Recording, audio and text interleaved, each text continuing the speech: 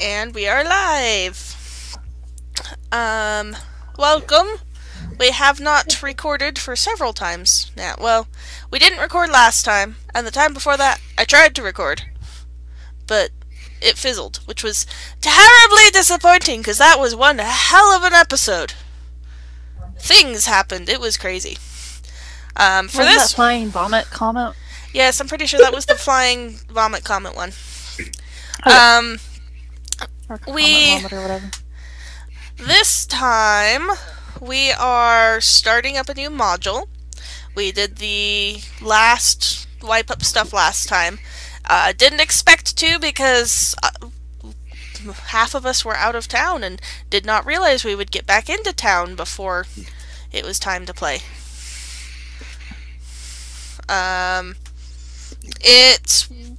What did happen? You guys murder-rated a poor guy who was just pretending to be dead. If he didn't pretend to be dead, we wouldn't have murder-rated him. I wasn't trying to murder him, I was just trying to get him to convert, He really didn't have much of a choice, because he was pretending to be dead so that you wouldn't murder-rate him, but because he pretended to be dead, you murder-rated him. Yeah. That's his fault. You could have just responded. He was trying to not catch any attention, and you didn't help. Anyway, so you guys finished off the bandit camp, tramped out victoriously, went back to get your prizes. Darwin got something that makes him better at healing. And there was a bunch of gold that everybody got. And then... Well, actually, mainly Ines. Yeah, several people gave gold to Ines. Inez. Well, Inez has expensive habits. Yeah. She's snorting those alchemical ingredients. Making stuff with them. I'm trying to make that less expensive by building something that doesn't need me to continuously buy more ingredients. Yes, and you did get a decent chunk of that figured out, or at least a beginning. Exactly. You're probably a quarter of the way to a complete thing. Yep. You guys reported back to the merchant, you then reported back to Haldar's dad, you suddenly felt stronger, by which I mean you leveled up. Some people more interestingly than others. I still haven't figured out how to level up the Drake and figure out something for Cubla. Oh, guys, I should mention that my new mystery spell I'm delighted with, but I'm not certain how the rest of the characters are going to be delighted with, because Inez can now make other people fly. Ooh. Depends on who she makes fly. And if she warns them first. Exactly!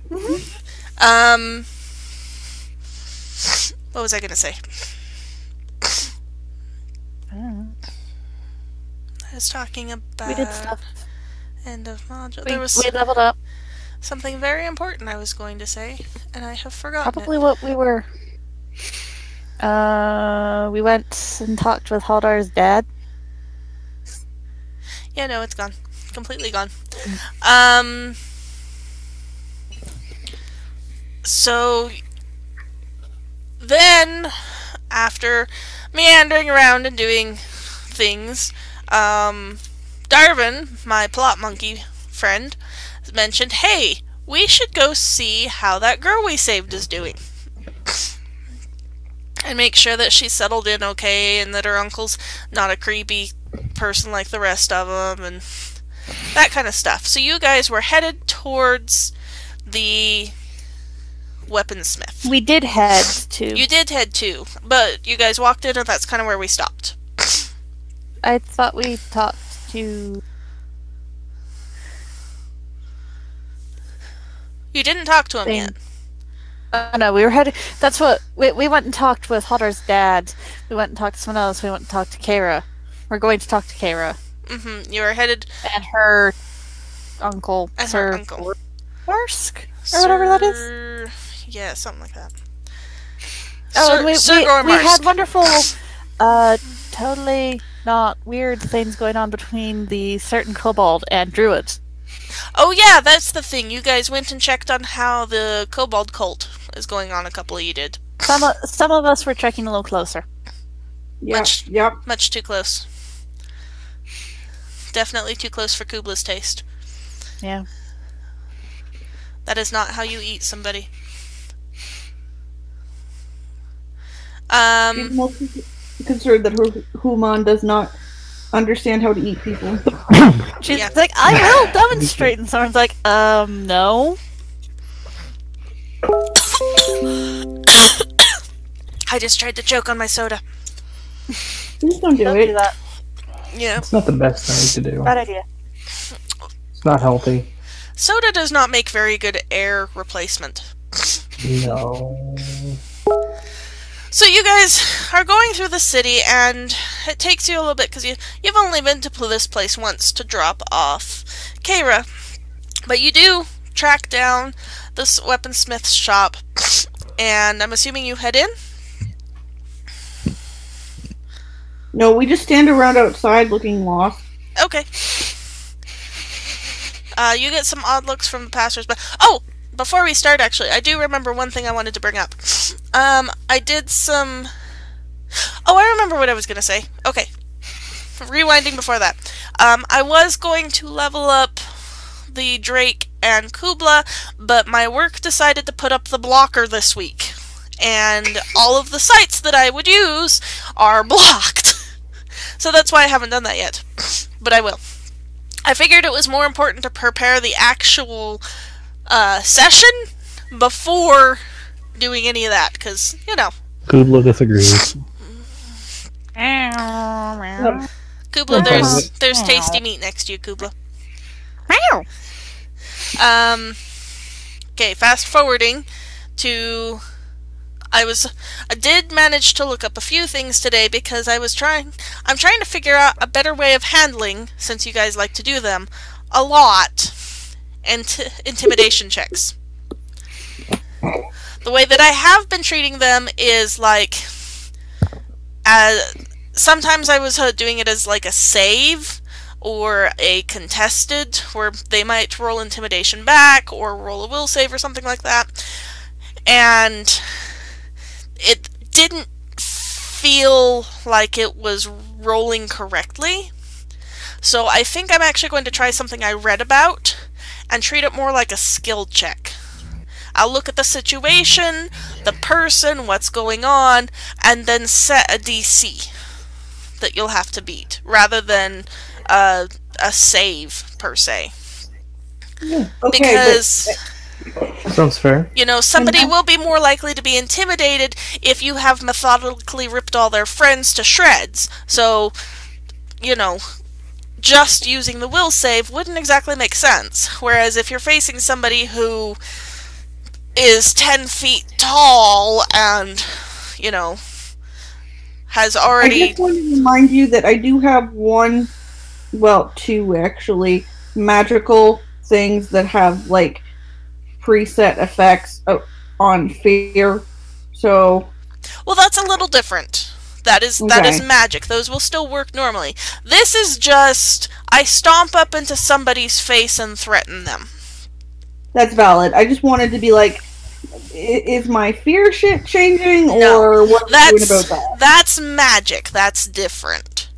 Okay. But it's like if you go up to somebody and shake your fist in their face and threaten to punch their face in if they don't move, you might have two people that have identical statistics as far as will saves are concerned and intimidation checks are concerned, but the person who's been a loyal guard of the city for 32 years who's guarding the door to the mayor's bedroom will react differently than Joe Blow bandit down the street. This is absolutely valid. So, and I'm going to start trying to think of some different things to have them do. I mean, there's always they run away, they take negatives or disadvantage or whatever, but there are some cases where in trying to intimidate someone may not have the effect that you want. Again, depending on the situation. So I'm going to try coming up with more interesting ways to handle intimidate checks, since you guys like to roll them 6 times around. Yeah. You may want to start thinking of ways other than just intimidate to do skill checky things. But we'll see. I'm just experimenting with new possibilities.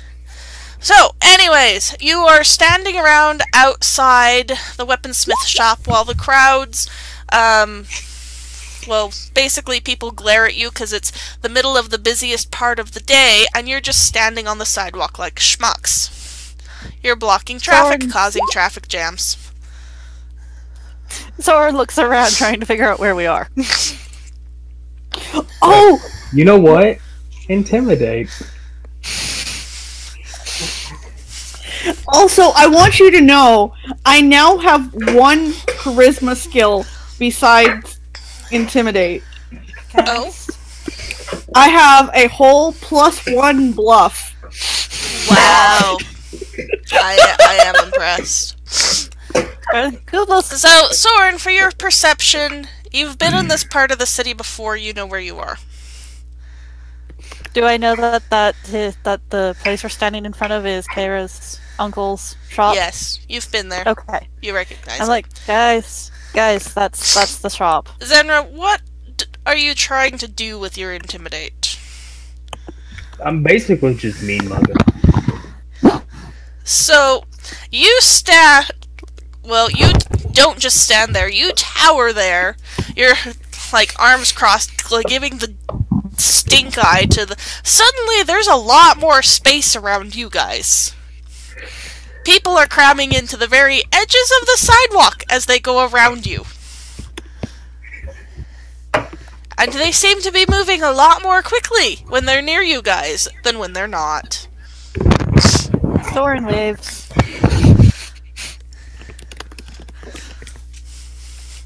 He is endeavoring to look as non-intimidating as possible. Darvin just sighs a little and goes into the store. Sorin's like, Cubla, stay here. Goes in. I was going to say, I go and follow them. I should. Aiden follows. Good grief. My perception is a +14, so...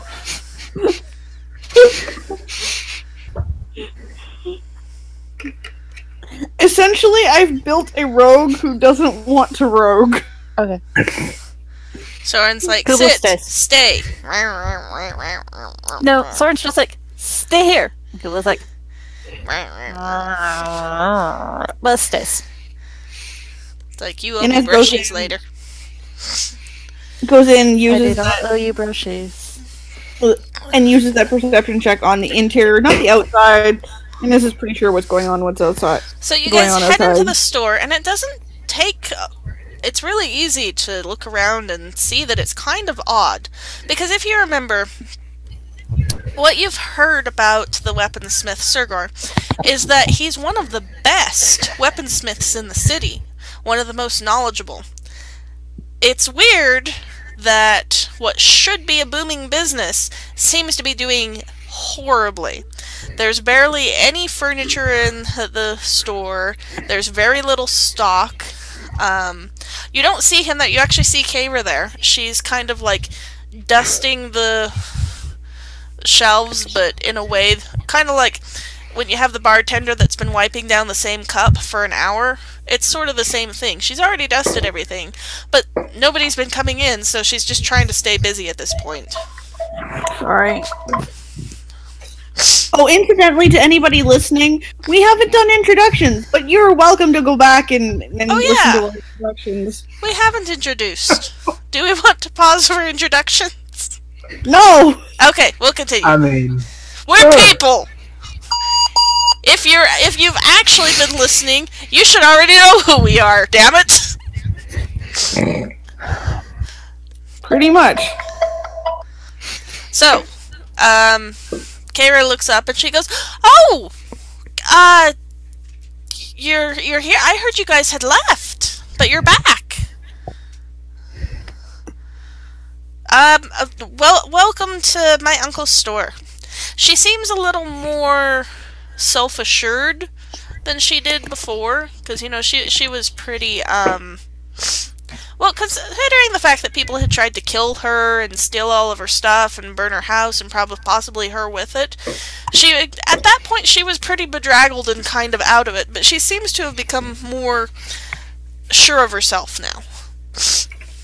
She does look concerned about something, like she's trying to hide it for the customers. Could I have... So Sorin's gonna try and see if he can tell what's wrong, like a sense motive, maybe? Okay. I mean, considering he's really bad at reading people. Hey, that's actually not bad, Sorin. He's trying to figure out what's going on, because he can tell something's not right, but he doesn't know what.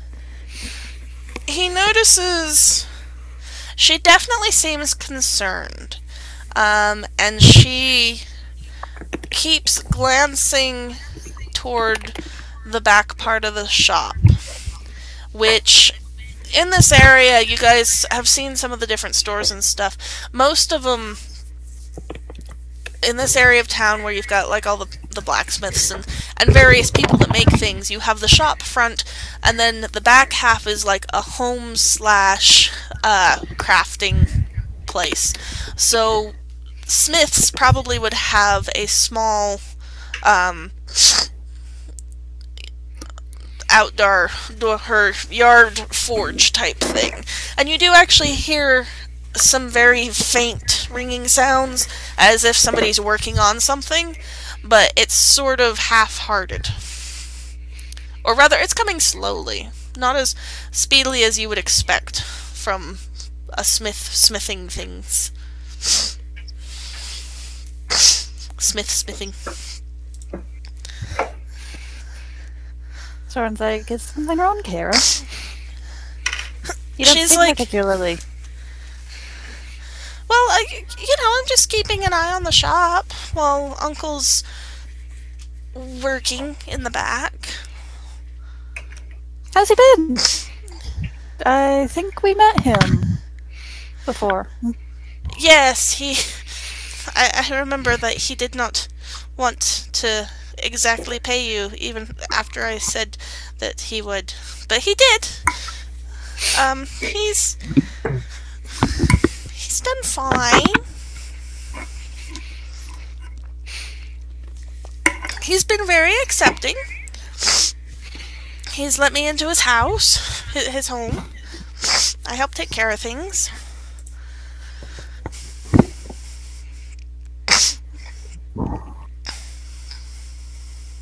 Anyone else put things in, or should Sorin keep talking?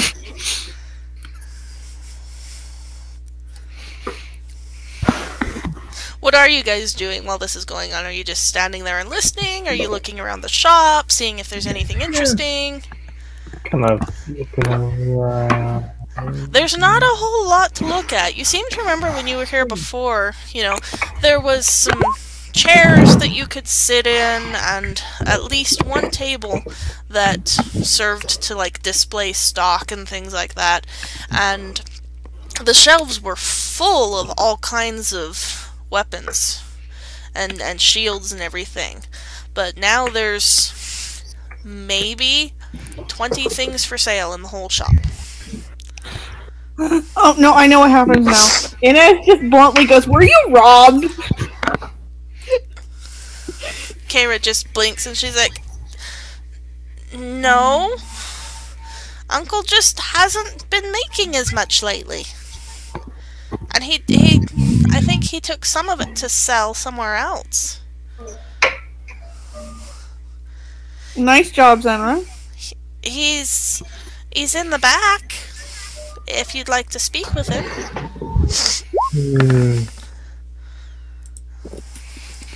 So we're Inez is just looking at her like, is this real? As Kara doesn't know what has happened to the stock. It was there one day, and then it is not. You can tell that when she speaks of her uncle, her concern grows even stronger. So obviously she's worried about him.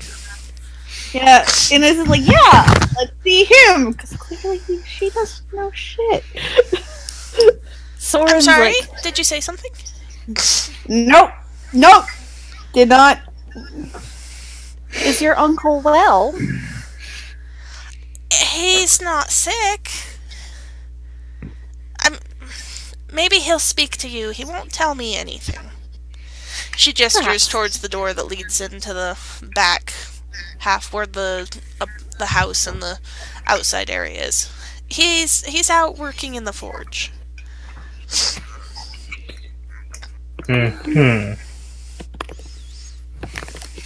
Sorin heads that way. Darvin follows. So Zenra. So you go through down the hallway. You pass some doors that obviously lead to the household part, but at the very back you can see the door that leads to the outside. When you go out, you step into what would, for most places, would be a yard, but they've turned it into a more useful place. There's a pathway that leads around to... Basically, it's a way for people to bring horses into the back for shoeing, if necessary. He doesn't do it a whole lot, but he will do it for some friends. It's a way in. And normally, you guys have been to other smiths. There doesn't seem to be a lot of anything. And you see the weaponsmith standing next to an anvil. He's working on something, or was working on something, because at the moment he's just kind of standing there, staring at the metal on the forge. The sounds of ringing stopped. He obviously stopped working on it, and is just staring blankly at it right now. He personally does not look great.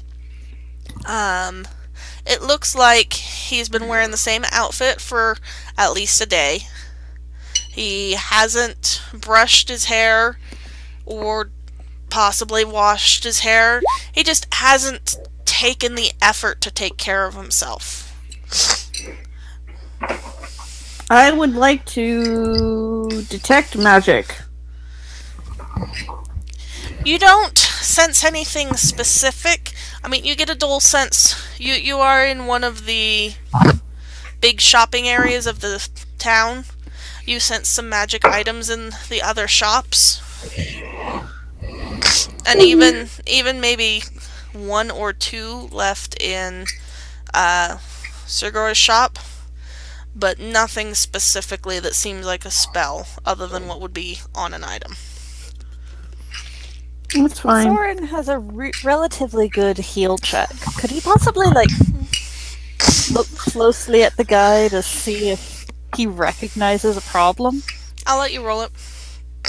With heal or sense motive? Well, it would be more of a perception, but you can use either heal or perception. I'll roll perception. He's currently not trying to help it. He just wants to know. There are no signs of any disease or hurt that you can tell. He just looks like he hasn't been sleeping. In fact, you would even say he looks depressed.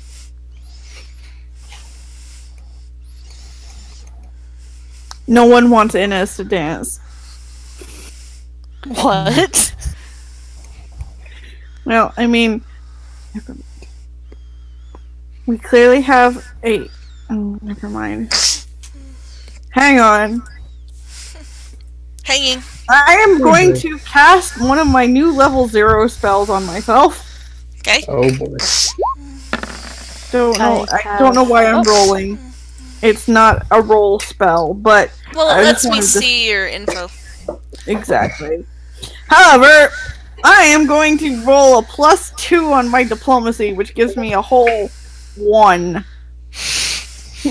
Awesome. Well, if yours doesn't work, Sorin can try, because I stuck another point in. Well, go ahead. You walk up to him. Holy... Yes!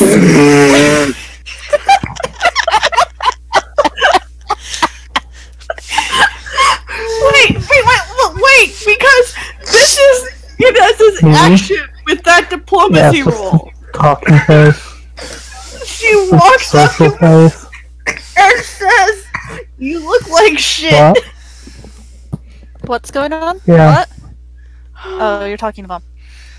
I said, wait till you hear what I had planned for this. I was going to have Inez walk up to him, put her hand up to his arm, and be like, "You look like shit." Honestly, I can still picture her doing that on a critical success, but it actually working. Okay. You do that. And yet, somehow, you imbue your tone with one of actual utmost concern.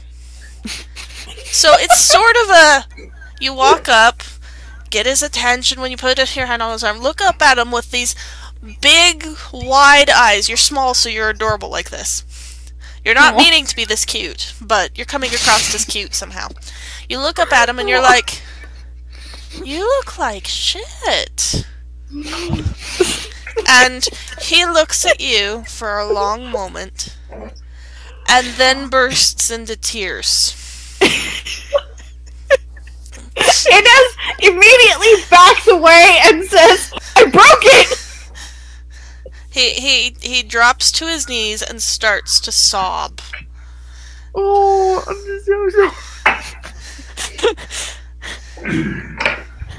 Darvin's like, "Sir, Inez, are you all Inez, right? what did you do? Is something wrong? It's like, Can I "I help?" broke it." That's all the diplomacy she had for a month. She's just very confused. Then Rock walks over and hands her his liquor flask. Slaps him on the shoulder. And this is like, He almost falls over. Or you do, Inez is like- Inez. "Do you want to talk about it?" Question mark. He's just like, you're adventurers. You've proven yourself to be skilled. He's trying. This is a man who hasn't slept in a week. Has been trying to be strong, partly because he has to take care of Kara, but also because of things you don't know about. He says, "You have to help me, or my wife and I are doomed." And he manages to pull himself to his feet and go over to a chair that he just collapses into. Sorin walks over and just kind of quietly hands a cloth to him to let him use it as a handkerchief. He uses it, wipes at his eyes. Kind of want to have him do one of those epic, really juicy sounding nose blowings. Yeah, he does that. It's just like, Sorin's like, "Feel better?" Soren's also like, "You can keep that." Does that kind of wave my It's like, hand? "Yep, you can keep that. You might need it." Wave my hand at him. Come on, take a drink, then you can talk. What was that? I tell him to take a drink and then he Oh. can talk. He takes it, looks for a moment, then kind of does like the tiniest of shrug of like, "Well, I already feel horrible. Don't know what it is, but..." And then he just knocks back half of it. And he does that thing where he's like, "Ah!" You know, like they do in the movies. I don't drink. I don't know anything about drinking. But he does the thing, and then hands it back. And he kind of shakes himself a little, trying to get himself back under control a little. About a minute. And he goes, "I can't take care of this anymore. It's beyond what I can do. All of you helped Kara. Would you be willing to help me as well?" Not like we have other pressing business. He goes, I need to trust somebody. And I feel like I can trust all of you. That's a mistake. Sorin fights back a smile. That's... Darwin kind of turns away and covers his mouth for a moment. And then he turns back, managing to keep a straight face. The smith doesn't notice any of this. He's too busy being distressed. Does Cubla get to hear that statement? Cubla's in the Where front, she's sitting. out in front of the store. Yes. You guys went through the store, through the house, into the backyard, all the way to the forge. She's bored. She is very bored. Yes. She's making these sad, pathetic noises out front. People are keeping their distance from her because she's a very large-looking cat, and they don't want to deal with that. So there's a little empty space around Cubla. Roll me a random chance die. Okay. And we'll come back to it in a minute.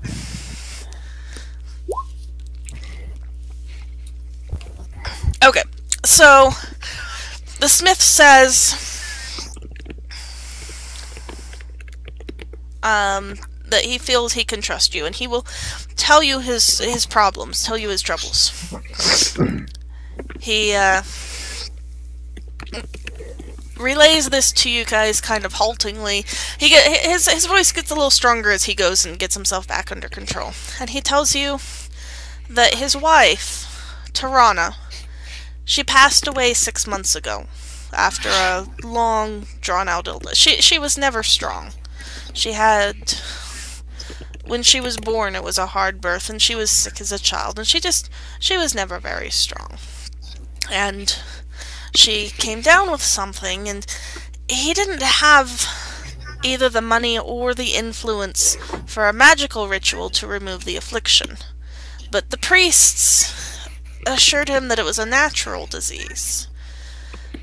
But 3 months ago, she came to him in his dreams. She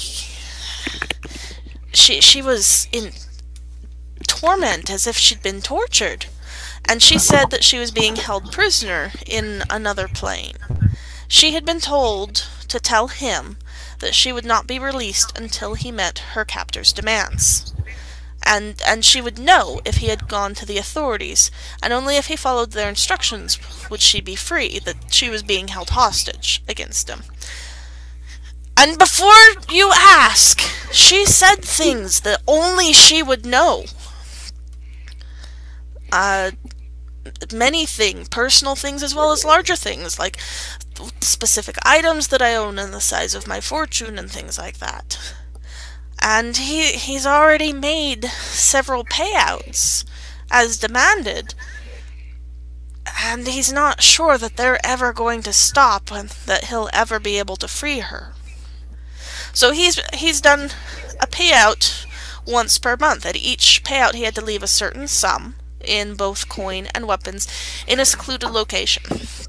The first was at an abandoned warehouse. The second was at what the locals call Lover's Lane. And the third was at the Broken Monument, which is a damaged statue commemorating the victory of some general. He never stayed there to see who would collect the items. Neither did he return, except once at Lover's Lane. When he went back, he saw some wheel tracks in the dirt, and once he saw a carriage coming in, and it looked expensive. He just doesn't really have much information other than that. He doesn't have any enemies that he knows of capable of something like this. But tonight he has to leave 500 gold at Tirana's grave. And that's why he wants your help, if you're willing to help him. He wants to catch these swine and figure out how to set Tirana free. He just isn't sure how. So it seemed almost like providence that you came just now. he can't offer much as a reward. He doesn't have much left. He does have one magic weapon left that you can have if you would like. Maybe it would help. How much gold did we get last time? I don't know. It was like 40 per person or something like that. Cool. I'm pretty sure that you spent yours. I'm not sure if anybody else did.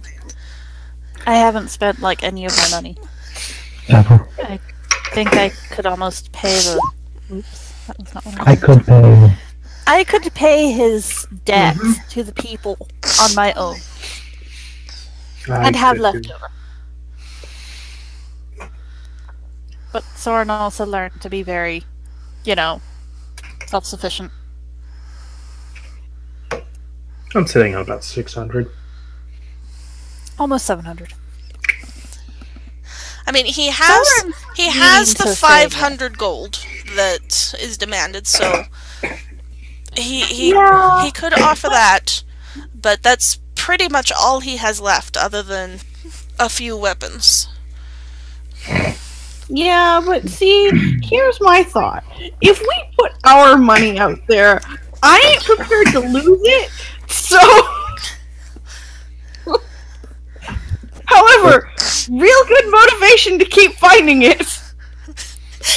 If you fail to stop them and they run off with the money, then it makes you pretty dang invested. Exactly. Am I gonna have to, like, fastball special Inez? What? Fastball special. Oh yeah, absolutely. I am prepared for that. I just pick you up and throw you. You can fly. And shoot fire and everything. I'm okay with this. Pink vomit comet! I mean, it's fire, gold. Let me double check It's something. metal. I think I gained something else. So he has told I you... did. I can turn into a bird.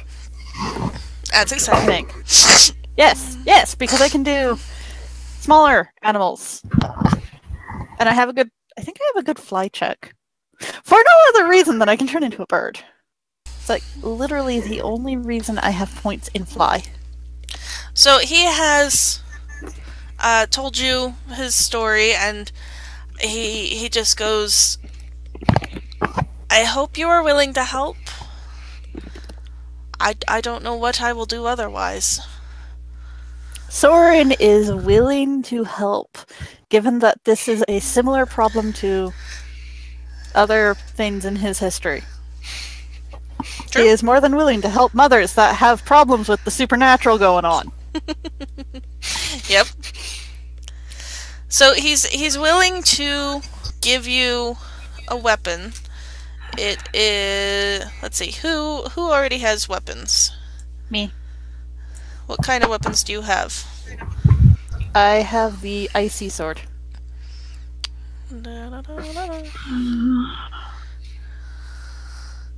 Who has fancy weapons? You have an icy sword. Zenra's That's my fancy thing. weapon. Zenra's... Zenra got her Plus one. weapon created.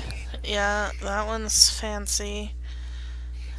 Inez doesn't really have weapons.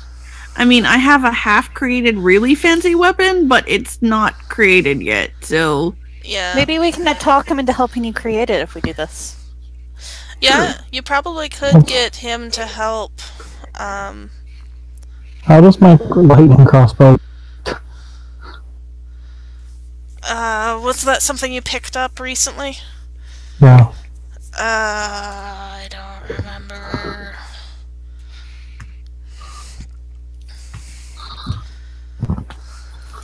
When did you get it? Recently. I think it was a +1. It's +2, I remember that, but... +2. Hold on, let me see if it was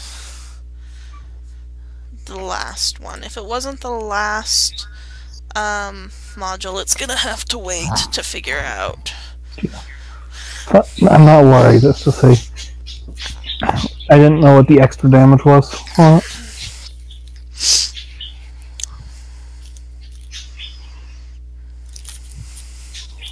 Yeah, I don't think it was the last module. It's not showing Fine. up. Don't worry.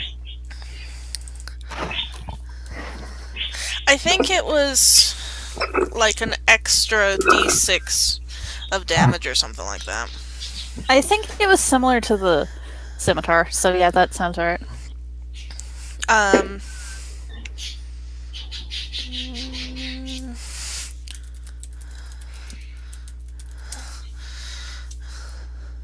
Whenever I use, I'll just roll an extra d6. Oops.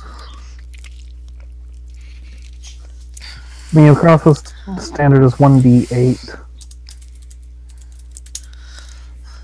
2d6.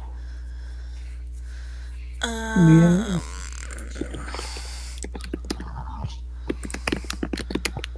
Sorry, You can figure it I'm out looking. later if you want. No, I'm actually looking at something different. What you said sounds fine. Okay. Huh? Surgor has a weapon that is a +2 life drinker weapon. I'm just trying to decide what kind of weapon it is. I'm actually thinking maybe it should be a dagger, because I think Darvin's the only one without a fancy weapon. Does anybody have any arguments for or against this thought? Darvin doesn't wield his dagger? Yeah, well, he doesn't. Really? Really? Yeah, I swear if that's the title of tonight's episode, I will just be very upset. What? Never mind. Are you in the gutter or something? Yeah. I don't think that we need to be talking about Darvin's dagger. See? We talk a lot more about Sorin's dagger and what Sorin does with Sorin's dagger. Darvin is a cleric. Oh, that has nothing to do with anything. He does not sheath his dagger very often. That's probably part of his problem. Either that or the dagger's up his ass. I mean, we probably can't ask Inez's opinion because she'll. I can just see her saying, I can make something to help with that! Anyways... I apologize, non-existent viewers, for the fact that Inez's player has her mind in the gutter. Well, I usually do too. So, if nobody has any real draw towards a +2 life drinker weapon, I'm gonna say... +2 lightning weapon. Life drinker. What does life drinker do? Drinks life. It does. Yeah. It, But I mean, like, is it a dagger? Is it a... well, Oh, that's what I'm trying to decide what kind of weapon it is. Because I'd like to do it so that it happens to be something useful to people instead of being shit. When you drop an enemy to 0 hit points or fewer with this thing, you gain 5 temporary hit points. It's even worse than I thought it was for Darvin.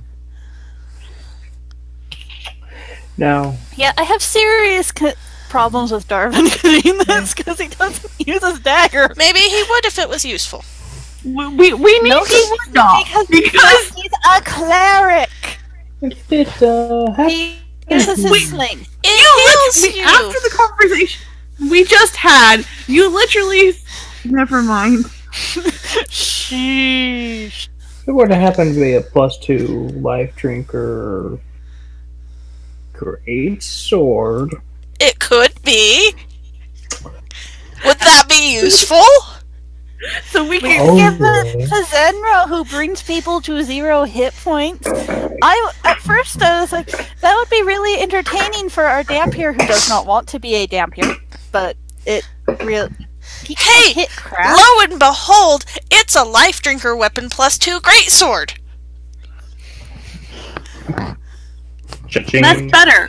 Because now we can stop talking about what Darvin does or does not do with his dagger. Well, it's hard to be very good at things if you can't see what you're handling.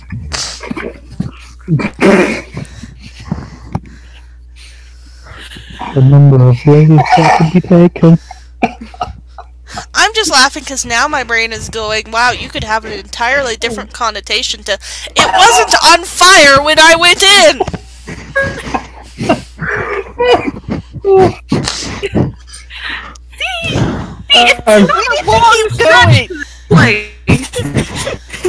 Get away from this discussion so that we can move on. Hey! The one person that would be useful to have around if there are STDs would be a healer. Anyways... Or paladin. Or, unless, of course, he's the one that gave them. But then he could probably heal them, too. So... Actually, paladins are immune after level 3. So, there is an awesome Life Drinker Greatsword +2. It's decorated with all kinds of leering, demonic faces. Sergor actually didn't make it. He acquired this from the city guard, and the guards had gained it from a raid on a group of cultists. It's kinda creepy. He's kinda glad to be rid of it. Hopefully it helps you. Here, go ahead, have it. That's nice. Would you happen to have also any armor? He doesn't have anything other than some fairly small pieces. And he probably wouldn't have had anything your size anyways. There's not a whole lot... Because remember, this is a relatively small, town. It's not, like, village size, but it's not a bigger city, either. It's not huge. It's got, what did we say, 3 taverns? Which is quite a few, but... I love how we're judging everything by the number of taverns available. Well, that was... That's the important questions. I watched... That's the video I watched where it was the slow-mo guy's hometown, and it had, like, 25 different pubs. Yeah, well, they live in England, though. Britain. It's different. Yeah, it's different there. The equivalent is coffee shops. Which is not a good judge here in Rexburg. I was gonna Or say, Idaho. we have one. Period. We have one. No, we have 2. I forget. The June's is one, isn't it? June's Place is a coffee shop. I thought And it was the grind. Frozen Hot Chocolate Shop. It's a coffee shop that happens to sell frozen hot chocolate, which is delicious. Anyways, so he doesn't really have any armor or anything of any good quality to share with you guys. Most of it is specialized stuff that he couldn't sell otherwise. He tells you all about everything that he's been told.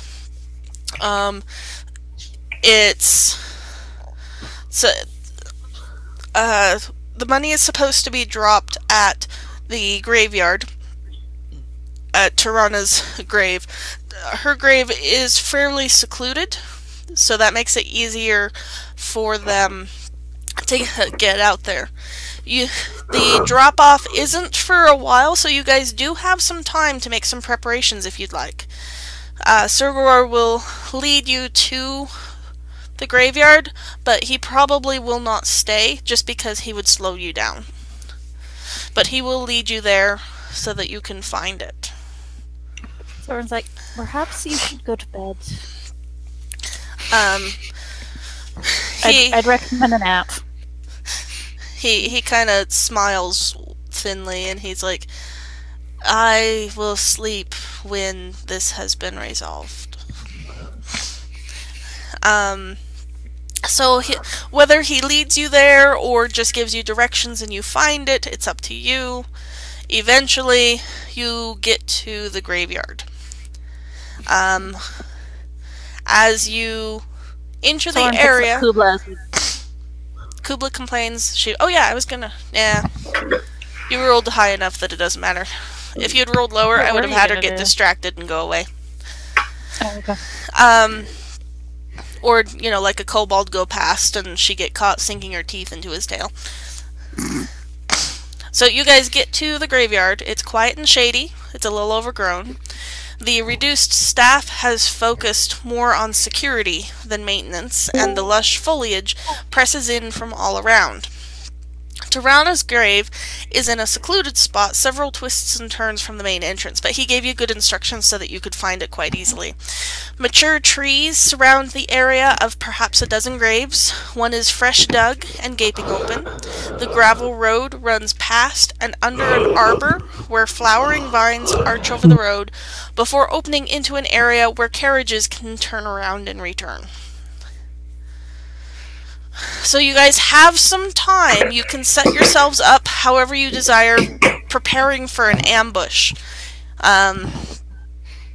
If you do anything really obvious in terms of digging or tree chopping or anything like that, you'll attract the attention of the guards and the maintenance staff. If you aren't too obvious, they won't pay you much attention.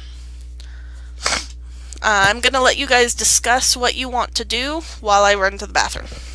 Alright. Cubla is going to take this moment to try and hide, like... Wow, Cubla, that was a sucky roll. That's a 4.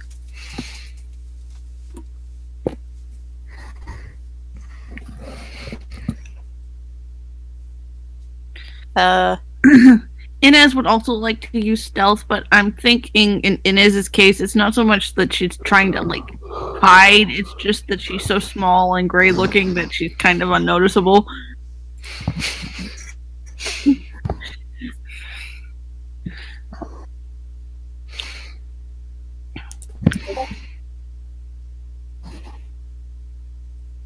What's that?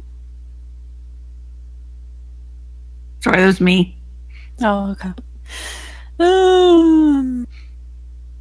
Sorin, what do you have useful?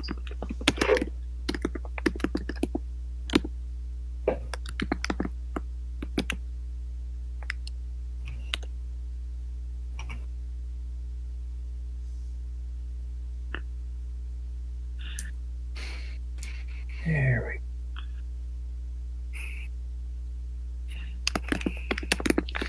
Sorin has the ability to create a snare. It only does one person, I think.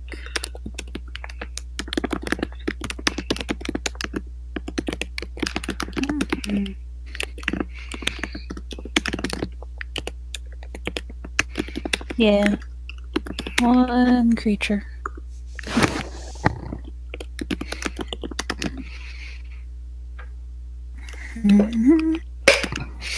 This is the point in which Sorin can actually do something useful, because he's got, like, massive amounts of things that he can do in this situation. What's this?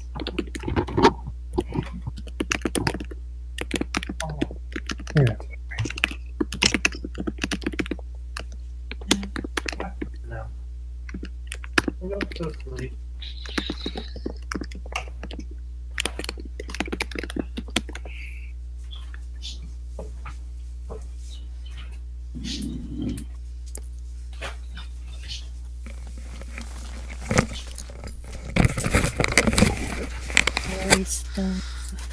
I return.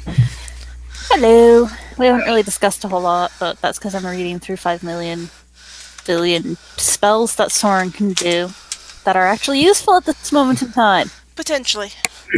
I was having. Well, at least it's more useful than you're in a tower. All of a sudden, the ground rises and the graveyard turns into a graveyard on top of a tower. No, just kidding. He can cast some of his. Here's your, boost some of your rolls. Oh, I guess third. Those are relatively short, aren't they? In amount of time that they last. What? The boosting spells. Well, he can do it when the people come. It's 1 minute per level. And now it's 6 minutes. Which, if we had the thing set up, we could do that pretty easily. Mhm. So, okay, Soren, do you have like literally everything that would be useful at this moment? As you look I around, think you this guys is- get can tell a few ideas. Here's some things that you notice. Of course, there's the fresh dug grave. It looks like up to 2 characters could fit in there. Possibly 3 if one of them's Inez and you squish. Definitely only 2 if Zenra's one of them. The arbor would support up to 150 pounds if somebody wanted to try and hide on the arbor. You guys notice that there are 2 guards posted at the main entrance, which is a gate that looks like it locks at night. You guys can talk to the guards if you'd like. They'll probably come over and question you if you start doing anything weird.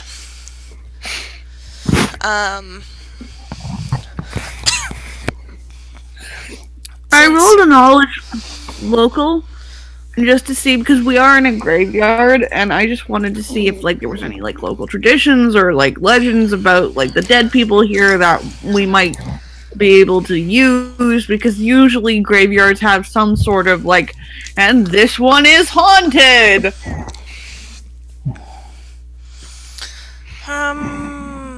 Let me see.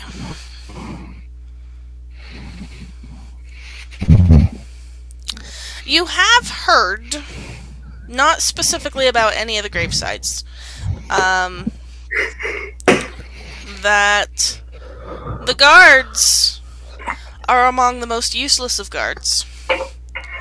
People have gone to them and been like, hey, I heard this happened at the graveyard, and they're like, no, that has never ever happened at the graveyard, ever. And if people are like, no, I have this proof, then they usually go, don't know what you're talking about, goodbye, thank you. We try not to know what happens during the night in the graveyard. And in fact, from what you've heard, they don't patrol at night in the graveyard. Sweet. You've heard that many of the parts of the graveyard are abandoned. Nobody goes to most of them. There's graves there where the names have worn off. And some of the abandoned crypts have shown ritual use. Like, people have gone and done spells there. There hasn't been any recent instances, though. There hasn't Most been of any them what? recent instances. Okay. From what you've heard, the most recent one was like 3 years ago. Other things you guys know about have noticed about the graveyard. There's a 10-foot high crumbling stone wall that's overgrown with ivy. But there's no building nearby that gives a good view to the graveyard, so there's a lot of ways to sneak inside. And there's actually, outside the main entrance, there is sort of a little square with a tavern. It's called Quiet Time. It caters to people that visit the graveyard. Anybody that lives near the graveyard is a suspicious lot who keep the shutters and doors closed during the night. They don't want to know what's going on. They don't allow people in their houses. They may be poor, but they don't want to draw the wrong kind of attention. Weird things happen at the graveyard, but nothing loud recently. So this makes me a little look into sad, dog park. because there was, sorry, What was that? No, continue. because one of the 3rd level spells I thought about taking was permanent light, which essentially creates a fire that doesn't burn anything, that is permanently on. Forever?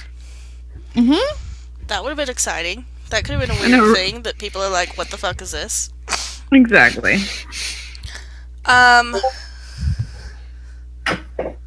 Which one of these has this? So, the handoff is supposed to happen at midnight. You guys know from previous nights, you know, what the moon is doing. Tonight it's going to be a partial moon. So there'll be some light, but not a ton. Characters with low light vision can see fine. So everybody but Darwin. Pretty much everybody but Darwin. Darwin gets -2 to melee and ranged attack rolls. But that's okay, because he doesn't usually melee or range attack rolls. He also can't see anyway, so that's irrelevant. He can see just fine. He'd see better if he wore his glasses. Roll a perception check. Just perception. He does not need to roll a perception check, whatever that may mean. You're talking crazy. No, I just want to see if he can see. Let's see. It's okay. You would have taken the spell of permanent flame, but I have a thing where I can touch a item, and it will bring daylight level light for 60 feet. So No, he can't see shit. he rolled a 2. However, So he let me see.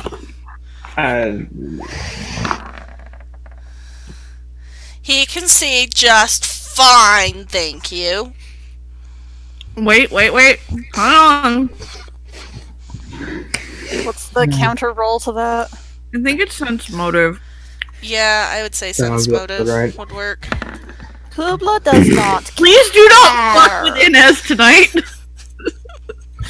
Cubla doesn't care. He can see woman is just dumb. fine. Shut it.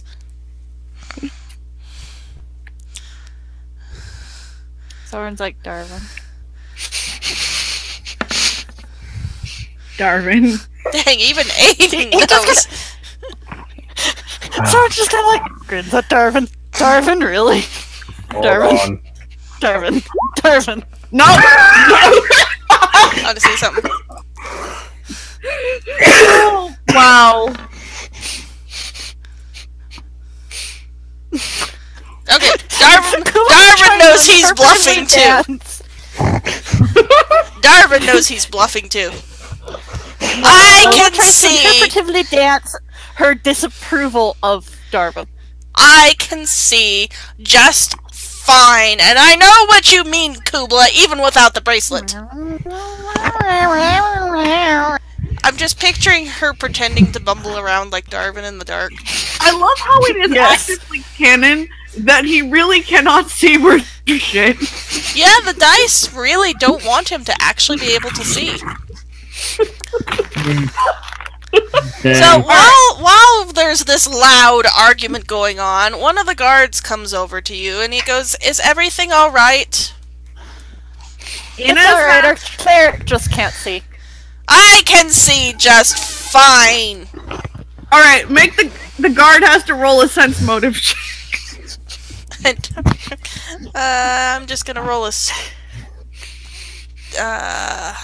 Roll a d20. gonna do a D.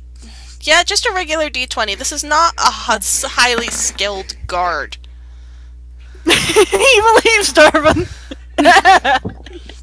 He believes Darwin when Darwin doesn't believe Darwin. I'm impressed. Not even Darwin believes Darwin, and the guy believes Darwin. It's not that Darwin doesn't believe Darwin, it's just that Darwin knows that he's lying through his ass. Yeah. He hasn't I succumbed. would worry if he didn't, actually, but... The guard looks at Darwin and then looks at the rest of you and then looks back at Darwin and he's like, if he couldn't see, wouldn't he have glasses? Inez goes, he does have glasses. I've made him 3 separate pairs. He just refuses to put them on. I don't need glasses. He stomps off to go look down into the half-dug grave site. Stomp, Inez is stomp, Walks stomp. up behind him. Who? Cubla does this very quietly. Cubla goes to push him in. Roll a stealth first. Oh. It's It's not gonna be a problem. Darvin's not gonna see her anyway. No.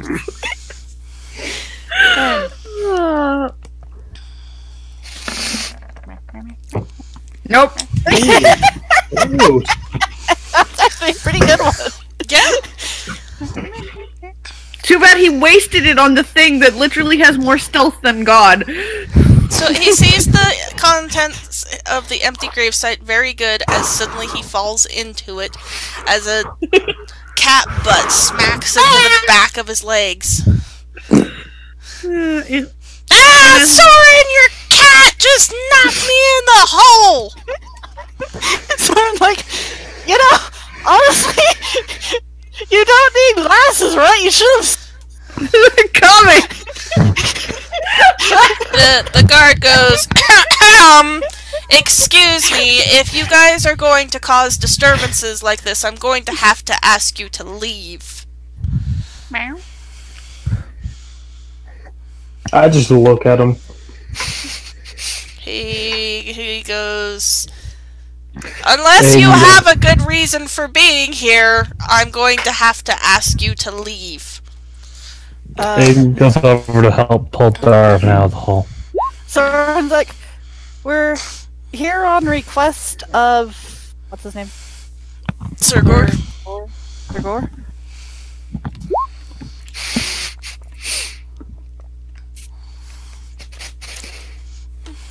He's bluffing mainly because he doesn't want to say why they're here, but You have a feeling that you could probably get away with the most outrageous of lies. yeah, but Sorin likes to My stay great closer to the great truth. grandmother's buried here. I would like to pay my respects. Meow, meow, meow, meow, meow, meow, meow, meow, meow, meow, meow, meow, meow. She's trying to reform a reason why she's here. She's like reenacting the tragic death of her, like, parents and loved ones. So, the guard is confused as to why you guys have 3 separate reasons for coming to the graveyard on the same night. However, he accepts all of your reasons, even Cubla's. Cubla is so Because sad. he actually understood her. And he goes, I didn't know we had any snow leopards buried here. Or orcs, or... But as long as you can keep it down and be more respectful, you may stay. Cubla proceeds to do the most elaborate forgiveness, utter tragic bowing and utter apologetic faces. This is like kitten eyes on steroids going on here. He goes, aww. Inez? And he like pulls some jerky out of his pack and gives it to Cubla. Sorin, who can listen to what Cubla is saying, she's merely criticizing his fashion sense, but she's doing so in a way that looks very sad. He's just over there like, Cubla. Roll a bluff. From Cubla. Yes, you have moved from perform into bluff. This is going to go well. Hey, that actually isn't terrible. Somehow he I can't senses hear him. he senses that you are not sincere, and he puts the jerky back. Inez goes, I'm sorry, we're such a trial. Pats him on the side. It's like, it's gonna be, I can feel it. It's gonna be a long night. It's already a long night. And she casts guidance on him. Okay. It's just kind of like one of those feel-good moments. It essentially gives him +1 on a 1 attack roll, 1 saving throw, So you're or just 1 basically skill just check. trying to make him feel suffused with some sort of good feeling. And he Yep. goes, okay, fine. I don't care. Just try to act more respectful. Please And don't say he this. goes he goes back to his guard station. Let's go back to Adin for a second, who is attempting to pull Darvin out of the grave. He reaches down, grabs, and Darwin, I believe, is bigger and heavier than Adin. Roll a chance die for me.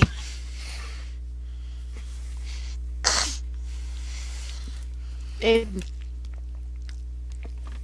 Zeke?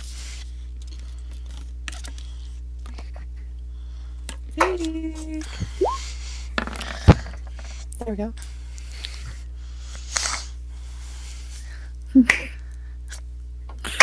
Well, you now have 1.5 people in the grave as Adin slips on the fresh turned dirt on the side of the grave and half falls into the hole. I Sorin walks over there. to help. I was like, Zinra walks over there and asks them if they need assistance. Sorin's like, hey, here. Darvin's Inez? like, yes, because Sorin's cat knocked me in here. Oh my god.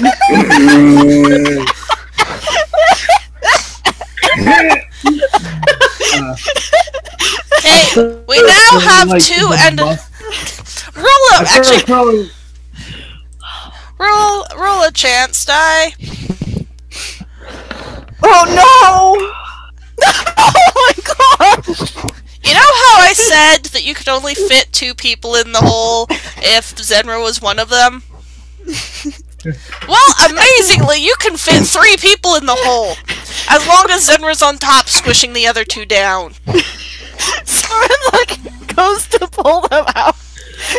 Tries to help Saerenrae out.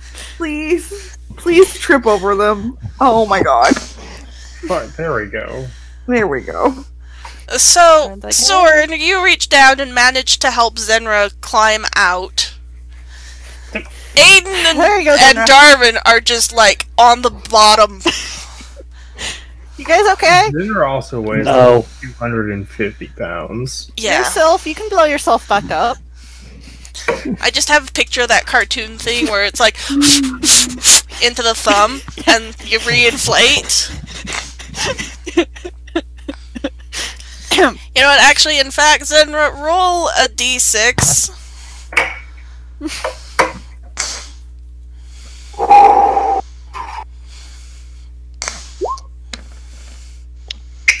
Yeah, Darwin and Adin both take 4 points of squishing damage. Speaking of blowing, Adin takes the response to the blowing things up joke and blows into his thumb, raising his middle finger in the air. That's Nice. mature. That's very mature. Fair enough. So Darwin goes, a little assistance, please.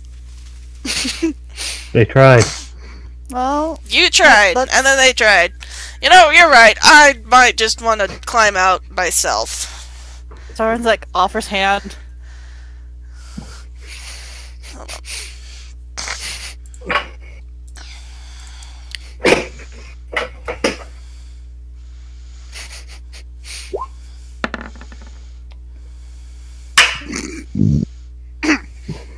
Wow, Darwin, is your strength really that awful? Dang, boy. So, first Darwin tries to pull himself out, and he's like, no, that didn't work. Then Adin climbs out, and Darwin's like, oh, that might work, to climb instead of Sorin just... did roll a strength check to try and help him out. Yeah, Darwin ignored him. There is a Darwin. Darwin! Darwin, just take my hand. Darwin grumbles.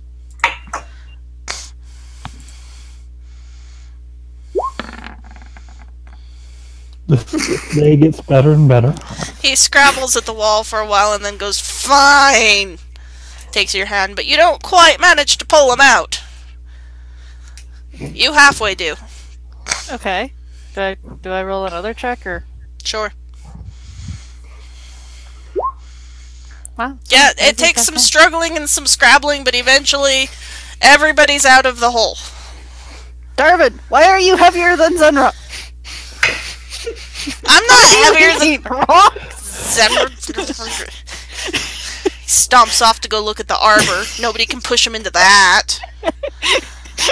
Cubla like shows up next to him. Darwin's like, no! Bad kitty. Anyways, after we're done now with our comedy routine for the night, we needed to be playing some sort of like hilarious soundtrack. Yappy facts is the Doors. Yep.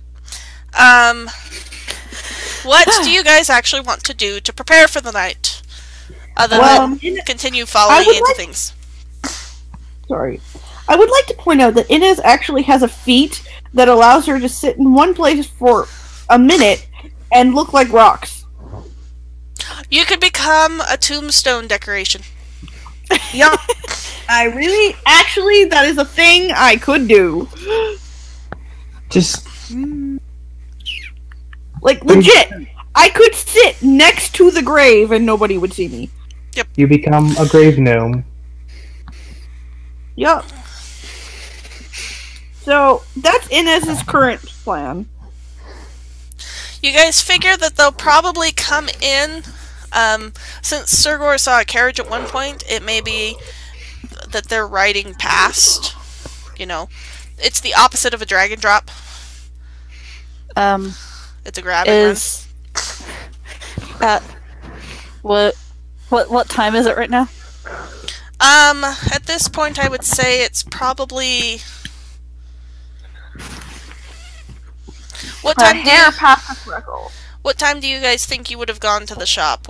Was it... No, I think you guys got into town sometime in the mid-morning, and then you went to Haldar's dad and talked to him, and then you went to talk to Sergor, and then you had to get instructions and get up there, so it's probably around 7-ish, sounds good. So you've got, 4-ish hours to get ready. 3 or 4 hours. Let's see. So we have quite some time to get ready. So Sorin knows a bunch of traps and things that he can probably hide in the really overgrown, awful little cemetery they're in. Mm-hmm. So, Inez would... Sorry. Does he know, like, a basic area that they'll be coming from?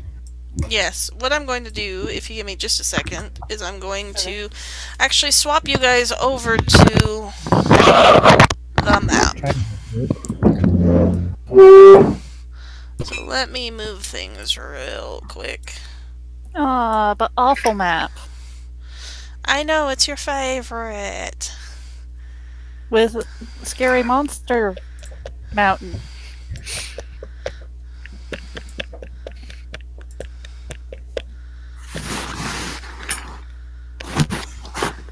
Inez could probably jerry-rig some sort of, like, tracking device.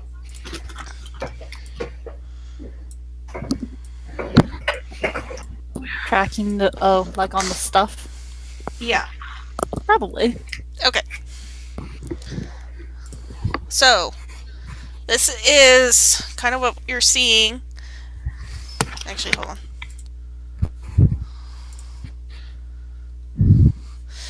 Well, I'll leave it. This right here is the pathway that wagons and carriages can come in on. Which one's the grave that we're interested in? Let me take a look at...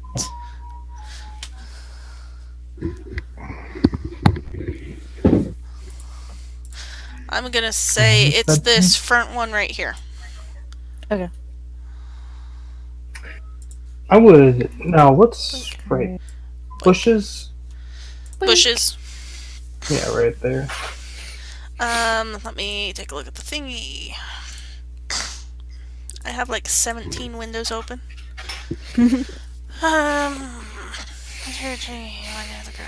Runs past and under an arbor. Okay, so this is the arbor, we're gonna say. It's more of an archway than the hill like this makes it look like. The road goes through here, up here, turns into a turnaround. Essentially.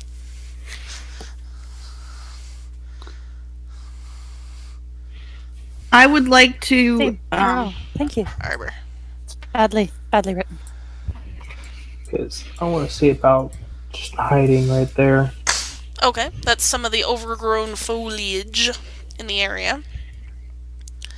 Let me get you guys your figures. So Soren's gonna try and set up some, like, little trap type things. Snares and whatnot. Okay. I'm gonna roll a survival for that.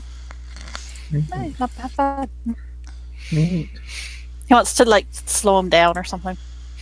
Everybody that's damaged can get up to full health because you've had multiple rests. Inez would like to throw together some very basic kind of not tracking, but like because this would be very Inez, something that you could attach to either the treasure or the people, and have it send up a flare after a certain amount of time.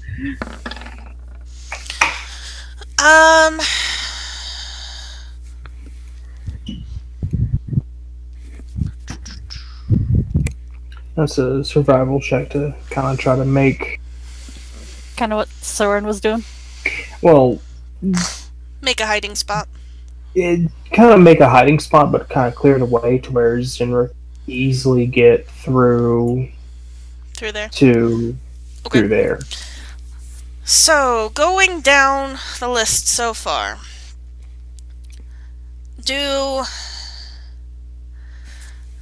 I'm going to say if you're trying to send up a flare, it cannot be on the actual treasure itself because it's inside a bag. I mean, you could use the flare could set the bag on fire, but I don't know that would give you the look that you want. No, I was just trying to either create some sort of tracking system or just, something that if we lost them for some reason, we could get a second shot at finding them. If you like the flare idea, I'm going to say that you could have made something that you could really quickly attach to whatever they're riding in on their way past.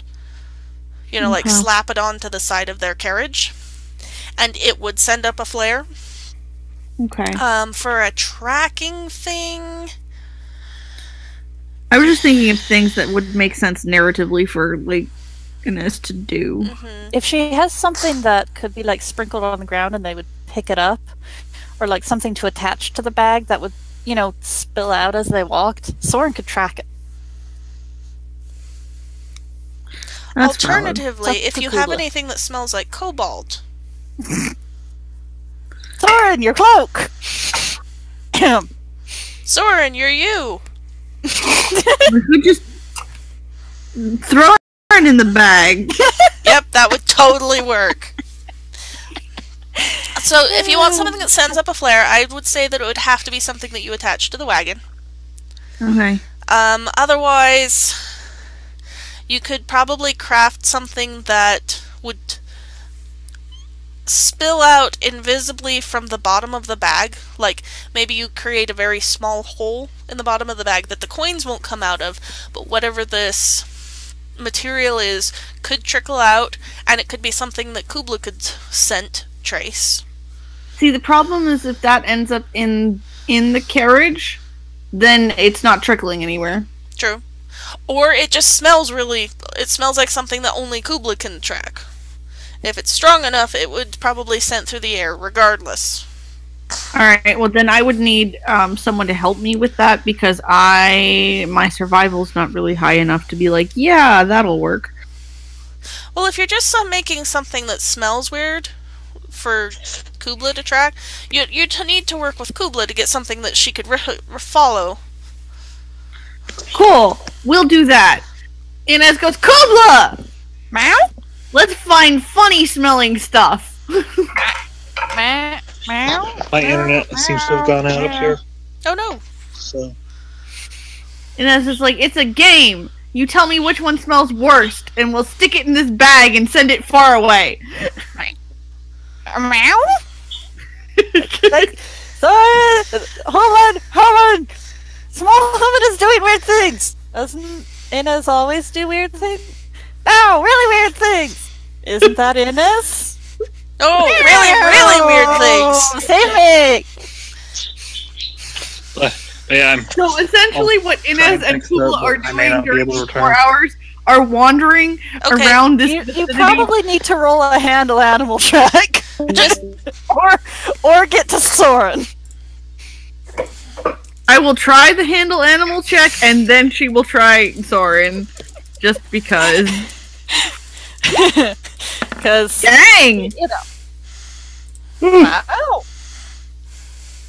Cubla is also... Cubla is reluctant, but she will sit there and let her smell things, and it will be very obvious which ones she does not like.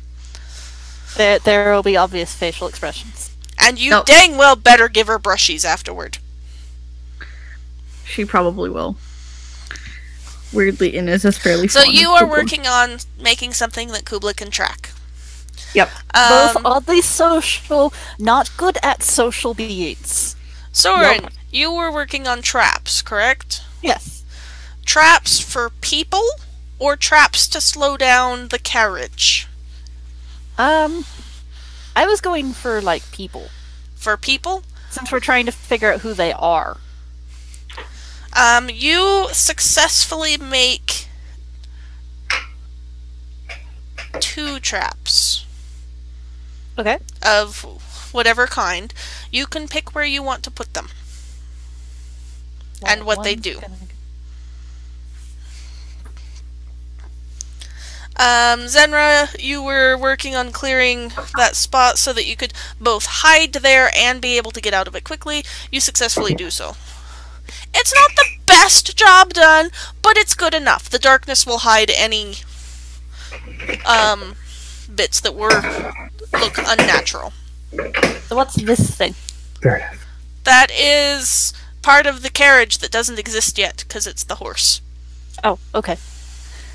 So that is just Sorin open also- ground at the Hey. moment. They can't get anywhere if there's no. Sorin also puts one over at this part of the path. Okay. So one in front of the grave and one in front... What kind of trap? Now, you said that they were for people, so they're going to have to be relatively small. Noose traps, trips, tripwires, maybe even small holes, although you'll probably have to explain yourself to the guard for that one, if he notices. Probably like a small noose trap, like catch their ankle. For both of them? I'm not entirely sure if there was like... You could set it, the one over by the grave, you could set it up to go off when they go to grab the bag. Yeah. If you wanted a noose trap, or you could try to trip them, or the one thing I'll say is that noose traps would be single use, trip lines would be less likely to be used, but it could get multiple people. Well, probably this one could be a like tripwire type thing. Okay. And this one could be like a noose type trap, because only one person's really going to go over and grab the bag. Okay. Alright, so those are set up.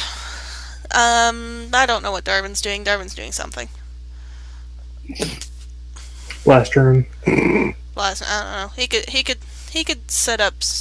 Well, except I he has think it's really established that Darwin cannot see at the moment, so I'm not really certain. Like, his blast runes don't last very long.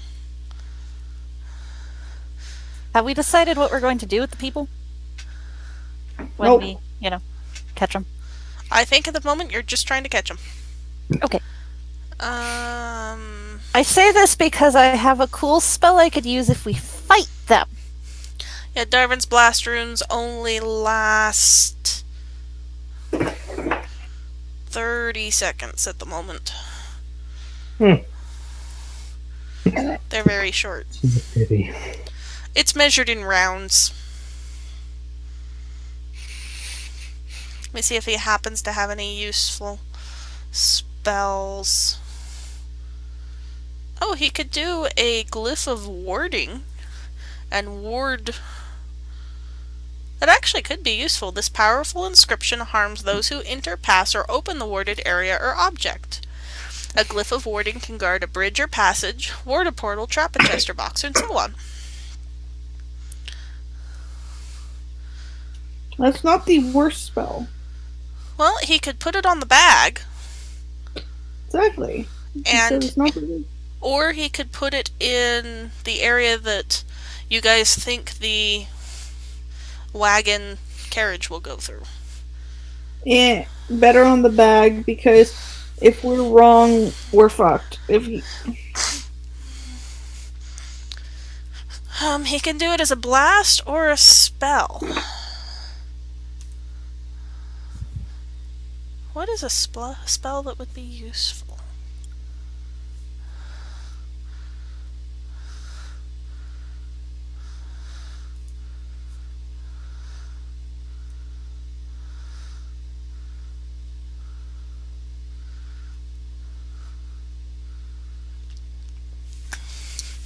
It could sort of be an actual flare type thing, because he could have it do his disco ball.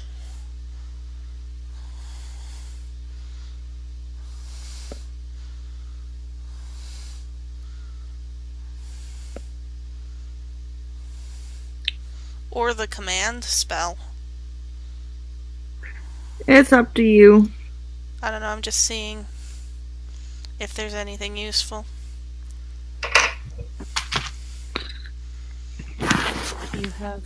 Is there anything else you guys want to prepare while... I need to check how my rock thing works. I know it takes a minute for it to, like, for me to sit there. But I feel like there's plenty of times where I could just sit next to a grave quietly for a minute and act very, like, sad, and no one would pay any attention. Okay, so after you guys are finished with the bag and it's ready to go and be its bait, Darwin will put a glyph of warding on it, and it will hold the spell. Where was it? I just found it. Hold person. So that the person who... And he asks you guys this: should it be the person who opens the bag or the person who picks it up?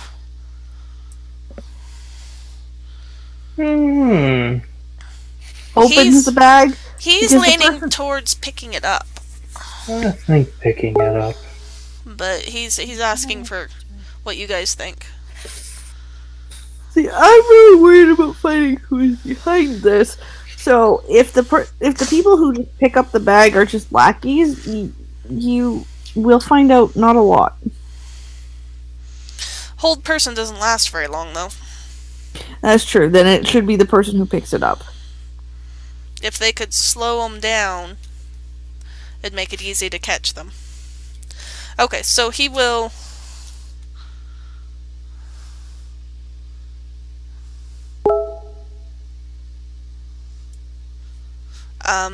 after everybody is done playing with the bag, he'll cast the glyph of warding on it, and then the hold person spell. So that's his contribution to this. And then he will hide...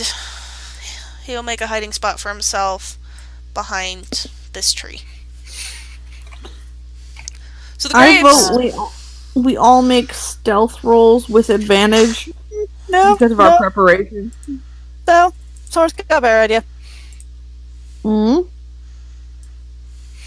You know how you can do the thing where you look like a rock? Mm-hmm. Sorin can literally turn into a tree. It's true. And I Has this tree always been uses there? of that level of spell.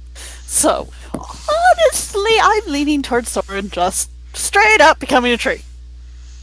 That's helpful when you're at the Red Dragon Inn, because everybody knows trees can't drink. Yep.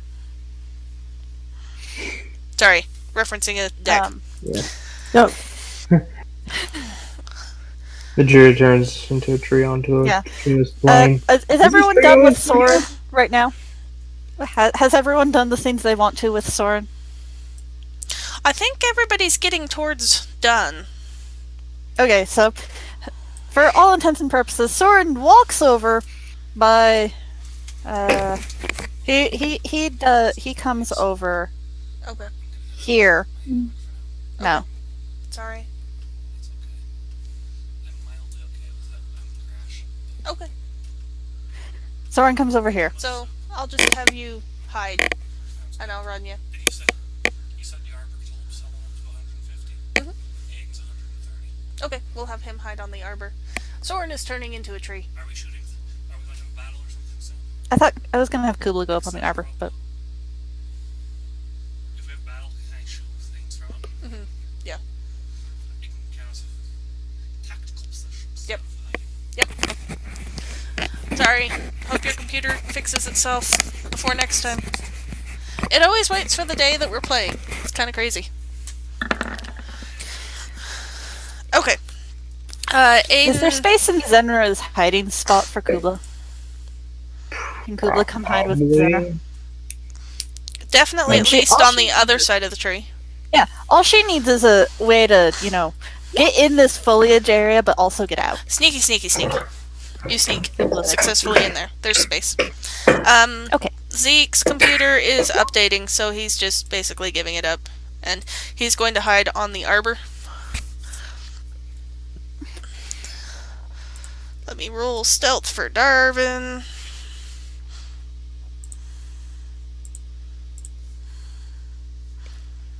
Soren's automatically stealthy. you watch him. Damn! Wow. Not even Darwin can see himself. Nice. You got some solid stealth rolls here. You guys are amazed that the fairly... Because Darwin's not short by any means. He's a pretty... relatively tall for a human. Clad all in white robes, disappears the fuck behind a tree. How tall is he? Hold on. I'm just curious if Sorin is in fact taller or shorter. Well, he's not hugely tall, but he's also only 17. He's 5'4". Okay, Soren's like 2 inches. So taller, it's but more he's like also, he's hundreds and some years older. Darwin is gangly as all get out, like the most gangly dude you've ever seen. And somehow feel bad we're dragging 17-year-old youth Darwin around with us on our murder hobo-ness. Yes. Yeah, Saerenrae's 20. Saerenrae has everybody has roll made her life perception to decision. see if you can see where each other is. Just partly out of curiosity. Sorin is a tree. Sorin is a tree, but you guys saw him become a tree. You saw him become a tree, so this is not part of the question. Dang, Sorin. So Sorin, in your treeness, you somehow know where everybody else is. I don't know if you Cubla sense them or not. No, he can see. That's part of the thing with the spell. It's kind of like meld stone. He can go into the stone and he can still see. He's still conscious. He notices time is passing. Okay. Blah, blah, blah. So... He actually read this. Sorin, you know where everybody is. Saerenrae, You can observe all that happens around. Saerenrae, you can see... That makes sense! You can see where Cubla is, because she came in beside you. Yes. The others, they got into place while you were watching Cubla settle in, so you didn't see exactly where they went. Cubla, there's a branch right in your face. She is angry at it. She is silently angry. She does not like. She is silently judging that branch. It's poking her in the nose. It is like the most judgmental of stares, but she knows she can't move because now she's hiding. Yep. And Darwin's not sure where anybody else is other than the tree. So you guys have done all your preparations. You've gotten into position. Honestly, Darwin could hide behind Sorin. That'd be funny. But you guys have gotten into position, and at this point, we still got 40 minutes. We got time to do the actual to battle-y part of this, I think. It's getting on towards midnight, and you guys hear the sound of carriage wheels coming down the gravel road. Cubla's ears perk up. She's The- like, oh, finally. Carriage turns onto the stretch near you guys, coming towards this set of graves over here. And it is a fancy-ass looking carriage. How many horses? One? Just one. Hmm. It's like a draft horse, because it's pulling this carriage, and you see there are 2 hobgoblin soldiers that jump off as the carriage kind of slows down a little and comes into, it's doing the turn into the area. So 2 hobgoblin soldiers hop off. Stop in this section. They're at the moment they are right there. They're kind of slowing but not stopped. So 2 of the soldiers jump out and precede the carriage in. The rest of the people stay on the carriage. You see there's one hobgoblin that does not look the smartest. He's the one driving the carriage, so he continues driving. You see 2 archers on the top of the carriage, looking around alertly, and you don't know if there's anybody inside the carriage. You can't see inside of it. There's like curtains. Yeah. My actual plan is to take that horse out. Because they can't get the carriage away if they don't have the horse. So they are slowing, but it's obvious they're not planning to stop. One of the soldiers stays in front of the carriage, while the other one heads for the grave. At this point, everybody roll initiative. Okay. As of right now, Sorin can't do anything. You still need a spot in the initiative order. No, I'm just saying, for everyone's knowledge, Sorin cannot do anything right now. When it comes to his turn, he can dismiss tree farm as a free action, but up to that point, he's got I'm just a tree. Get him! Believe Nothing me. more than a tree. He is a tree and nothing else. Nobody here but Look us at how tree he trees. is. As long as you're not like the tree in Last Unicorn.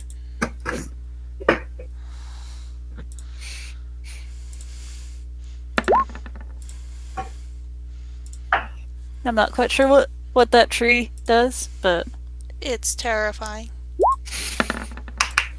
Sorin looks like a normal tree. I need to go find a picture of the tree from Last Unicorn, obviously. After you finish rolling everything. Oh, just as long as it's not old man Willow.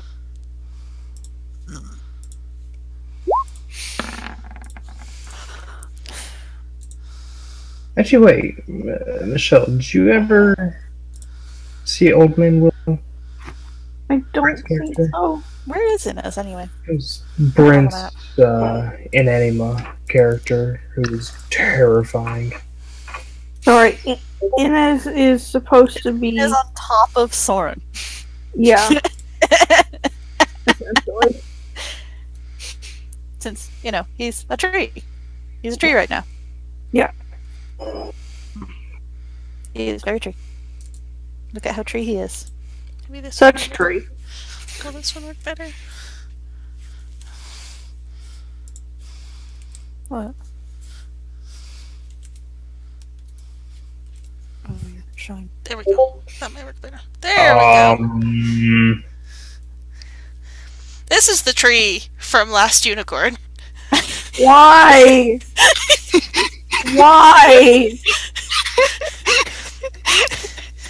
Why? Schmendrick the magician tries to do magic to free himself from the tree, and it does not go as he planned. He apparently failed his magic check in the roll.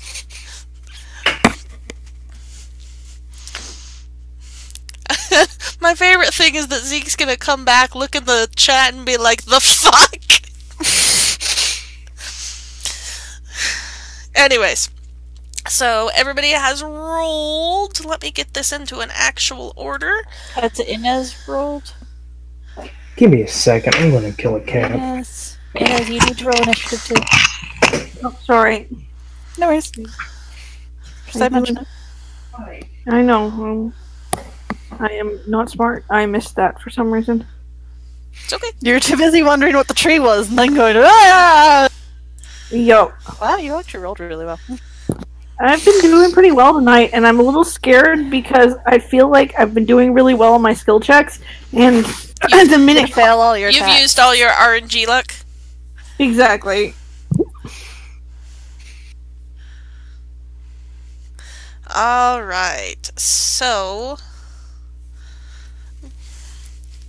I think... Hold on, I'm gonna create a box. Oh, like to go on our grave. Nope. Okay. To show the carriage moving. So the carriage will move on the grunt's turn.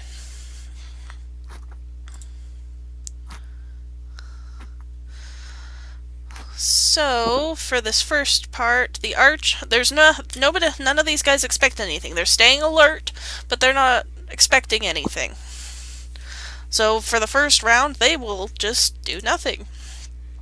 Soldier number 1 will stay next to the carriage. Archers are staying on the carriage. Soldier number 2 will scoot ahead of everybody and go to grab the bag. I'll have him roll a dex check since he's trying to grab it on the run.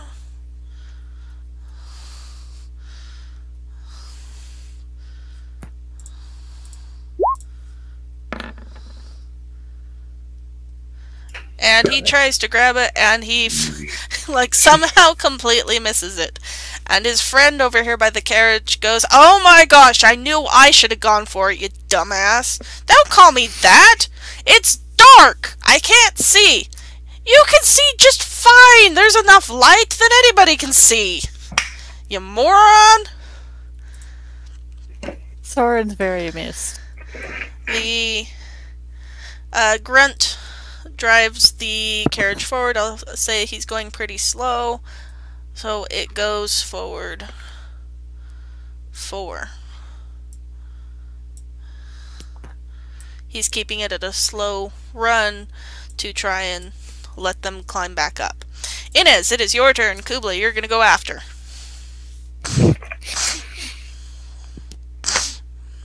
Okay. My turn. Have they picked up the bag yet? Nope, the soldier tried and he failed his roll. So he, like, All grabbed right. at it and completely missed. In fact, he smashed his hand against the headstone and it didn't feel very good. Inez will wait because there's nothing to do until we figure out more about them. Set the carriage on fire. So you just Oh, want that's to valid. hold your action? I could set the carriage on fire. Let me see if I have something decent to do that. Actually, I don't though, because literally everything I would do would set everything on fire and give away my concealment. You don't even have a 0 That's cantrip not of- necessarily a bad thing. Because if you came back to life, screaming bloody murder as fire erupts all around you, there are rumors of things in this graveyard.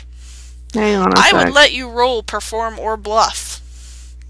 Okay, but give me a minute because I need to count something. Because this actually may be the perfect time to use my new spell. So while you're counting, I'm going to go into the bathroom again. Today was How soda day. dare! I've drank most of a 52-ounce soda in the past 2 hours. I'm teasing you. It's 15 feet long and it moves 15 feet in a straight line. So, 1, 2, 3. But I can cast it up to 45 feet away. So I could cast it 1, 2, 3, or 1, 2. Yeah. Alright, guys, you gotta make a decision here. Because if I'm gonna cast my new toy, I can either hit. Hang on. Let's do the ruler so I can show you what I'm talking about.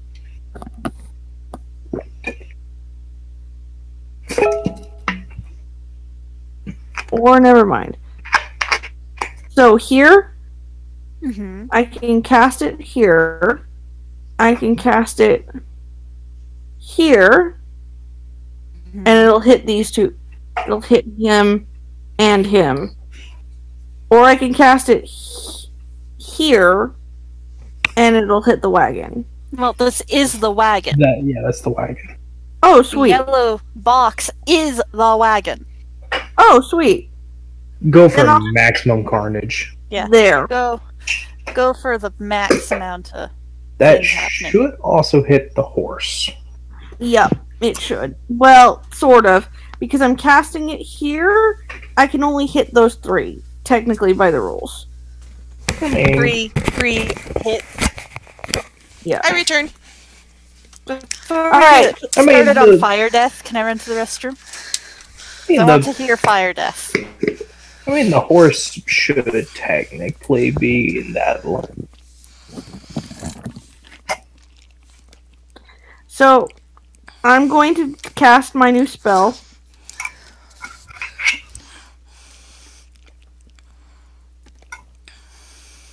And I know we're waiting for Mia to come back, but Is this the screaming fire? yep. And I'm going to cast it starting here and going that way. Okay. So technically those 3, right? But it also hits the wagon, so essentially those 3 also have wisdom saves, and then there's fire everywhere. Okay.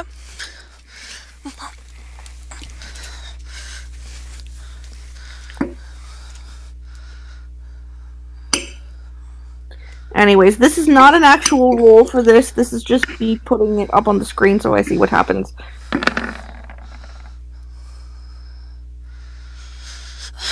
Let's see. 15 feet long, 10 feet high. Moves. So it's 15 feet wide and 10 feet high, and it moves 15 feet. Where Sorry. is wait, Sorin? yeah, no. Yeah. Well, because I'm casting This it is Sorin here, right that here. way. Okay, there he is. Sorin sits as Sorin, not a tree. Oh, I forgot the But trip he's- line too. Yeah, trip line's right here. Did it trip line anything? I don't know. Let me see. Perfect kitchen wheel. Yes. No, I'm actually rolling for Them. them. Darn. But yeah, that's 15 feet. The soldiers did not, but you did catch the horse. So he actually... Let me see how bad. This may retcon things. Holy! Now, was that for the horse or the trip line? That was for the trip line. Because I rolled for the horse to resist. Oh! Oh! Oh, jeez! Okay, scooching back. Reversing order. Causing issues. this is probably also going to fling the archers off if they can't make a save. This So is gonna be The fun. soldiers went first, so the soldiers wouldn't have changed. They completely missed the trip line. The horse is... Well, the one thing that is going to help them a little is that they're not going full speed. They've slowed down quite a lot. However, the trip line the horse not only catches the trip line, he breaks it because he's a draft horse and he's huge and heavy weight, and it wraps around the horse's legs. And I'm trying to figure out if he... Timber. Pretty much, yeah. And I love draft horses, so I feel bad, but you hear the audible snapping of leg bones. Oh no, poor baby. I was gonna chop its head off, so... Valid. So, the carriage only makes it halfway because the momentum of the horse pulls it forward a little bit, but then a giant-ass horse in front of the carriage also makes it stop. So the horse is now on the ground, at least one leg shattered, as it shrieks in pain. The soldiers both whirl around to look at it.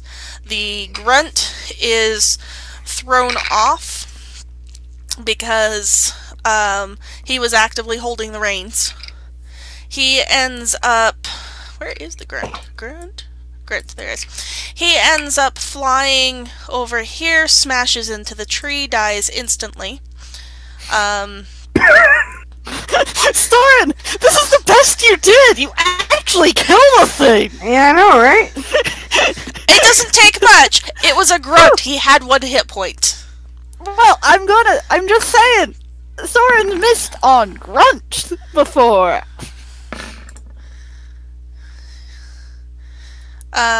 This archer ends up falling off the wagon and drops his bow, takes 4 points of damage. The other one does manage to keep his... he manages to stay on the carriage. How high up would you say he is? The one on the carriage? Yeah. It's a pretty fancy carriage. Let's say it's probably going to be around... How tall would carriages be? 8 feet, 10 feet high? He's That still sound- within striking range of me. Yep. Mm-hmm. Good. Let's say it's about the 10 feet high range. So he's kind of, balancing himself, but he still has his crossbow at the ready. So, sorry, Inez, does this change your plans? Yes, because now everybody's all over the place. So instead, Inez is probably going to break her concealment because there's no point when everything's already gone to shit. Well, at the moment, they are wary, but the soldier near to you is like, damn horse, what the hell did it trip on? They don't think it's a trap. They just think that there's a lot of overgrown ivy and stuff. The stupid-ass horse got itself caught in something, and now they're gonna have to use the other wagon to get out of here. Okay, but that's okay, because Inez is going to do fire again. She really is, but she's going to use her 60-foot flame thing. So that way, Okay. so much fire. But she has to step 1 step forward. So she's going to go there. Let's start some fire. Start some fire. Well, because this thing is ridiculous at this point. Whoosh. Oh my gosh. Fire! And the carriage is probably on fire. Are there any rolls to save? It's reflex half. DC. I believe it's a 16, but I could have Spell changed. plus caster level? Spell level plus caster level? Or plus 10 or something? Okay. Sorry, give me a minute. It's because it's not a spell level; it's a special ability. Okay. Regardless, if it's above like 13, they fail. Okay. Yeah, it's above 13. No matter it should what be it at is. least that. Yeah.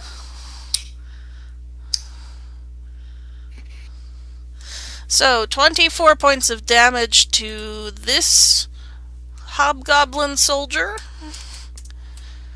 24 points of damage to this hobgoblin archer.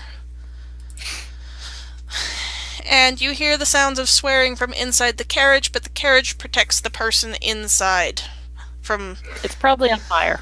It is on fire. He will need to get out, but he doesn't actively take damage from your spell. And then at that point, because you've been letting us make an attack and a skill roll, so Inez is probably going to attempt to fly up next. Okay. So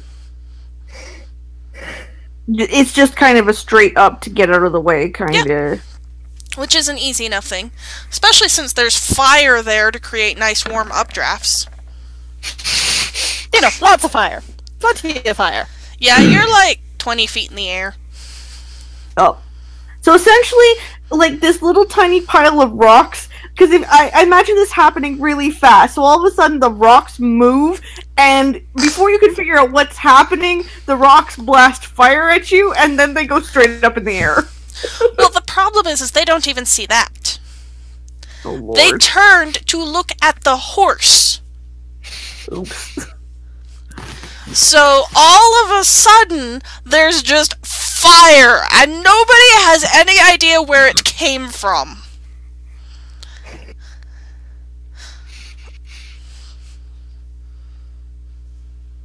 Yep. Alright.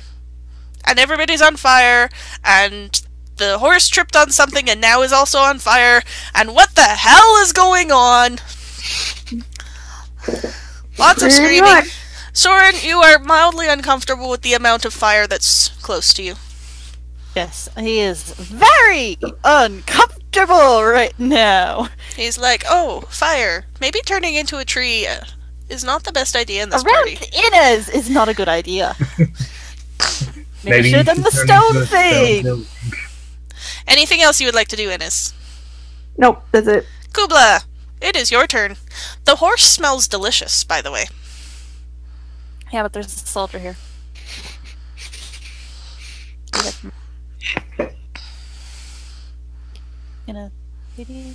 You could probably get rid of the grunt. Yeah. Keep up here. Go. Help calm. I don't think I've had that before. You also smack the branch on your way past. Or do you want to smack the branch on your way past? No, she's gonna go back. Okay. She's more focused on, you know, not breaking her stealth before she gets over there. She'll take her revenge on the branch later. It's because she's... Nope. She's like, home! At the moment, the group still is not aware that they're under attack because random fire, tripping horses, and giant-ass cats coming out of nowhere could actually be natural occurrences. She is, you know, ghost white. I would like to remind you that. True. Snow looks leopards like probably are a not ghost. common in this area. Yeah. So you've got ghost fire and they're pretty distracted, right? yes. Can she roll stealth to see if she can like slide back into the bushes? No. No. Nope. You cannot re-stealth the same turn you broke stealth. I have absolutely nothing that this poor cat can do. She could scream. Absolutely nothing. She could scream. She has literally no useful skill checks. You never know. Except for, you know, like... Cubla, why do you even have a fly check? In case Ines makes her fly? Yeah. Uh, Anything else you would like to do? Eat the cat. Cat. Do you have like literally anything She that's not intimidate?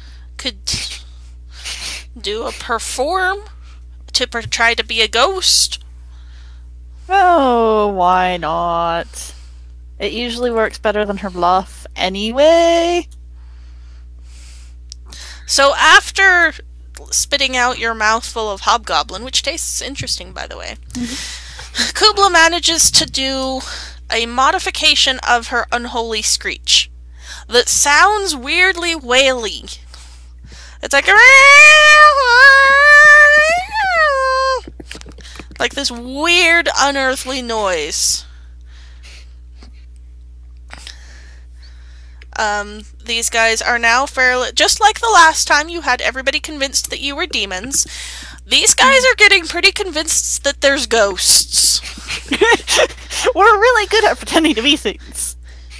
We're just not really good at talking to anybody. The hobgoblin that Cubla took a bite out is like, we never should have had the pickup be in a fucking graveyard!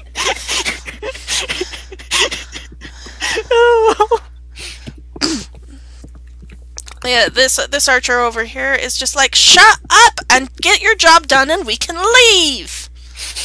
Anything else for you, Cubla? Nope, Cubla is perfectly happy. Cubla has done things. Darwin is going to channel energy to harm the living. And I need to double check how many he can exclude.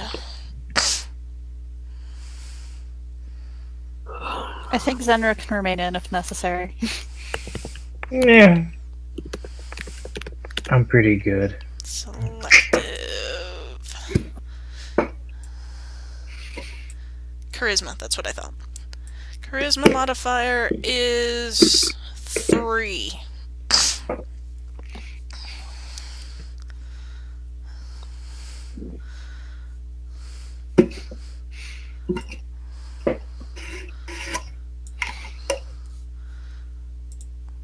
Okay, so he will exclude, and it's a 30-foot radius. No, that's not the right button. I don't want to open my email. Jeez.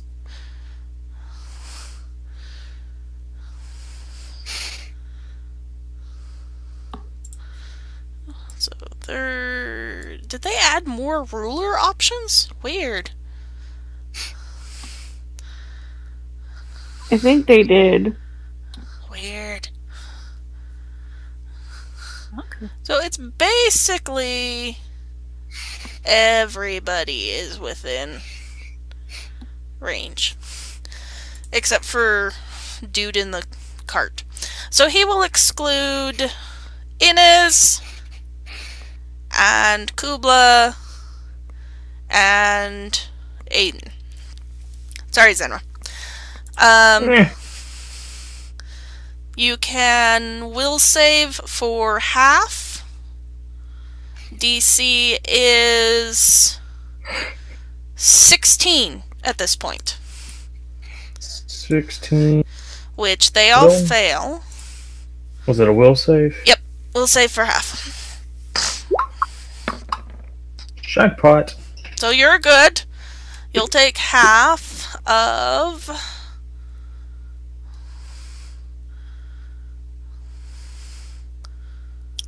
3d6.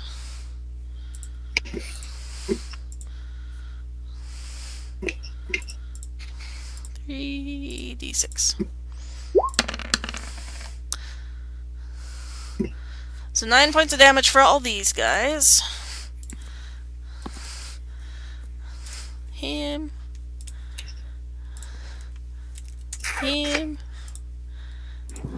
That's Him.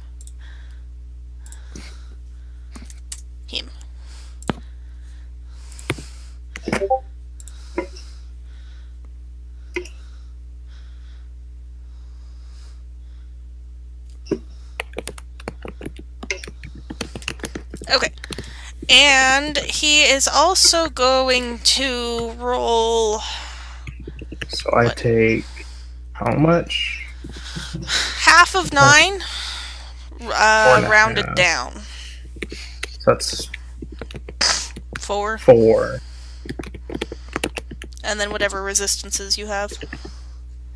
That was 1. That's why he figured he was pretty safe. Then he's going to roll... bluff.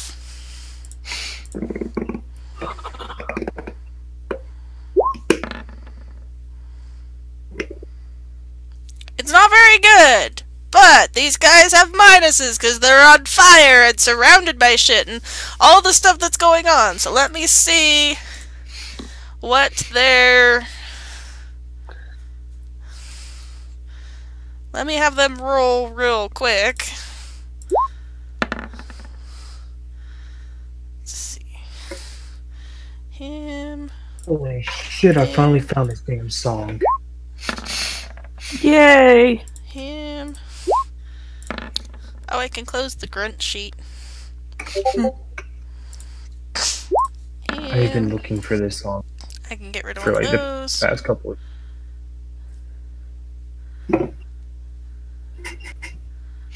Well, you work on that. I'm looking at things that I can do. with So- Sorin. The archer... Oh, I have 2 archers, actually.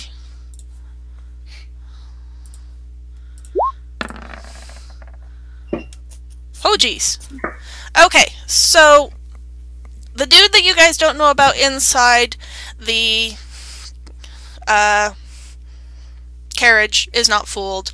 One of the archers, the one that's on fire, is too busy being on fire to be fooled. However, the other 3 failed to... I guess I could have done sense motive. They failed their check, their perception check, as Darwin sends out a wave of negative energy, just like a chill creeps down everybody's spines, and he goes, "Thieves and robbers, bandits are not welcome among the dead. Leave before you are made one of us."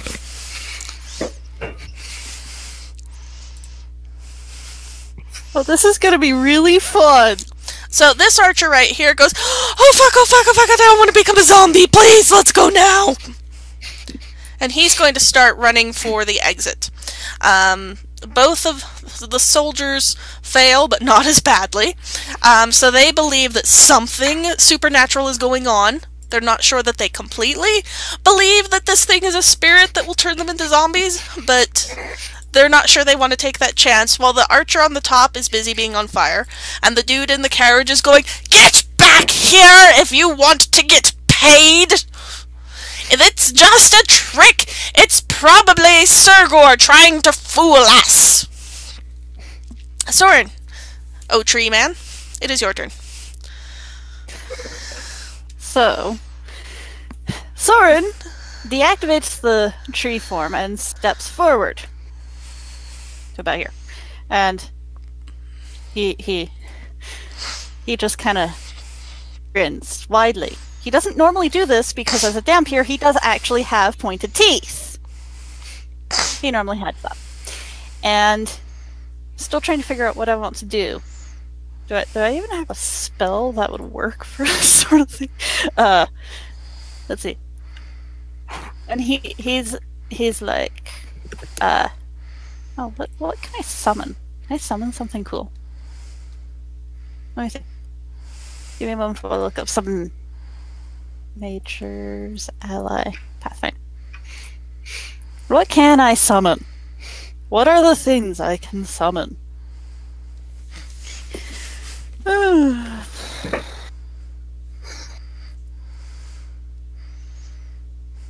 there anything, that would do? Are you trying to startle them? I was going to summon nature's ally. I'm trying to figure out what I want to do. If I remember right, summon nature's ally is just one of a variety of animals. Yes. I was seeing if there's anything, appropriate for... Bats. Bats, owls. Wait one sec. A swarm of rats. Remember, I have summon swarm. What are the things I can swarm? Bats. Okay, so Sorin deactivates tree form, steps forward, grins, does summon swarm, and that cat, it has a long cast time. Never mind, I can't do that. Darn. Well, I'll go with my original plan. He's like people who... I should probably roll a bluff here, actually, before I get started. Let's roll some bluff.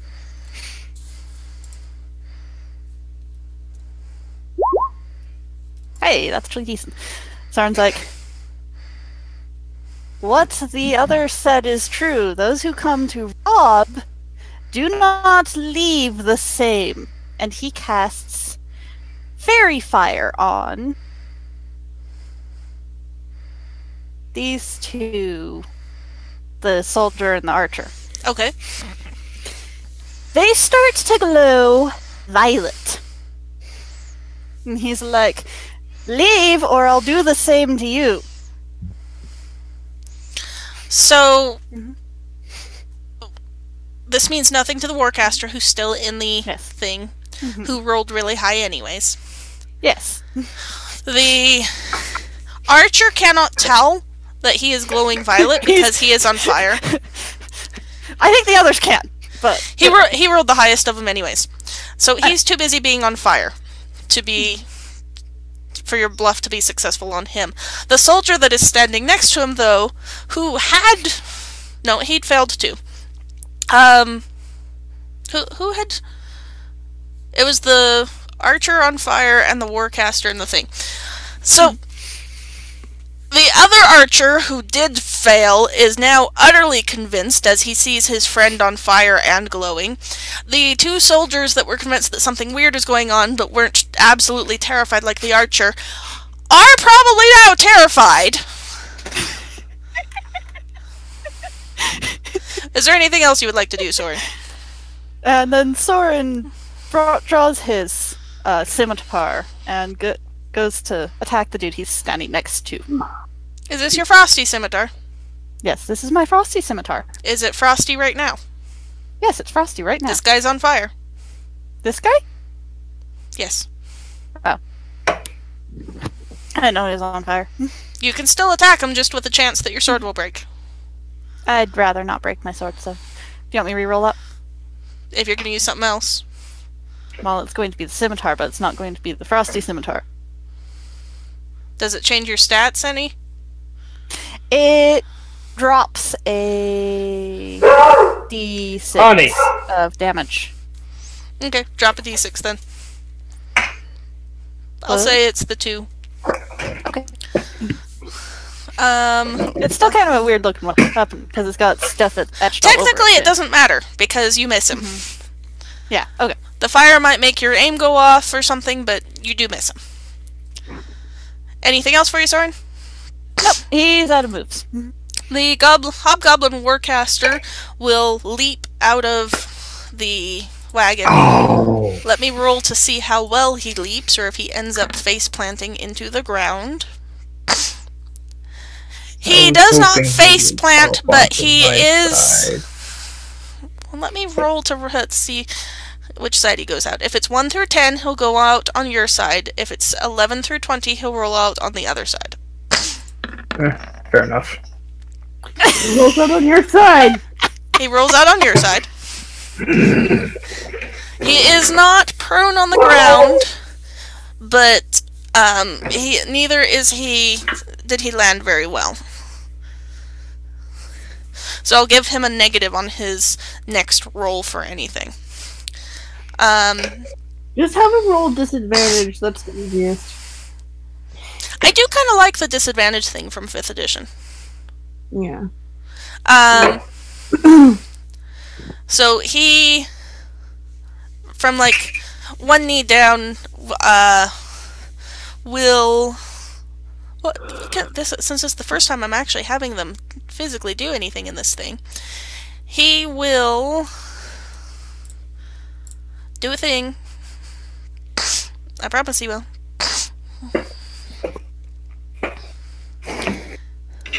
He will scoff, and he will say, "It's not spirits, it's just an ambush set up by some mercenaries that Surgor sent." And he will aim his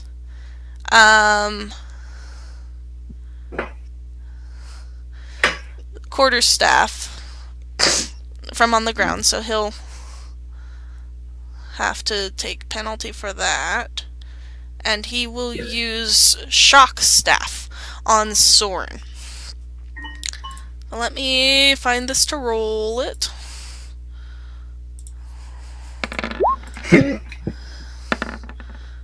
That is a 12 versus AC on Sorin. Definitely not.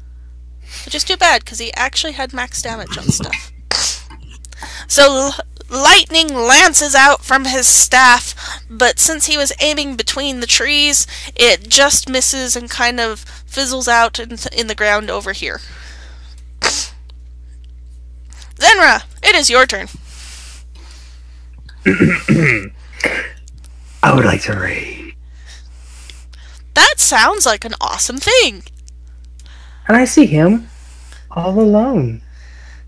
It's a squishy wizard type. So Now, did I hear you're going ragey things? You're just adding to our appearance of being terrifying spirit beings. So, and also, You're just especially with terrifyingly solid. how I picture Zinra raging now is that she, because I picked up these rage powers, is, you know, you kind of notice like her claws lengthen on her hands, and she actually starts, like, you see electricity around her. Awesome. And she just, like, bursts up out of the underbrush. Yeah. Just Roaring? roaring, just, hello.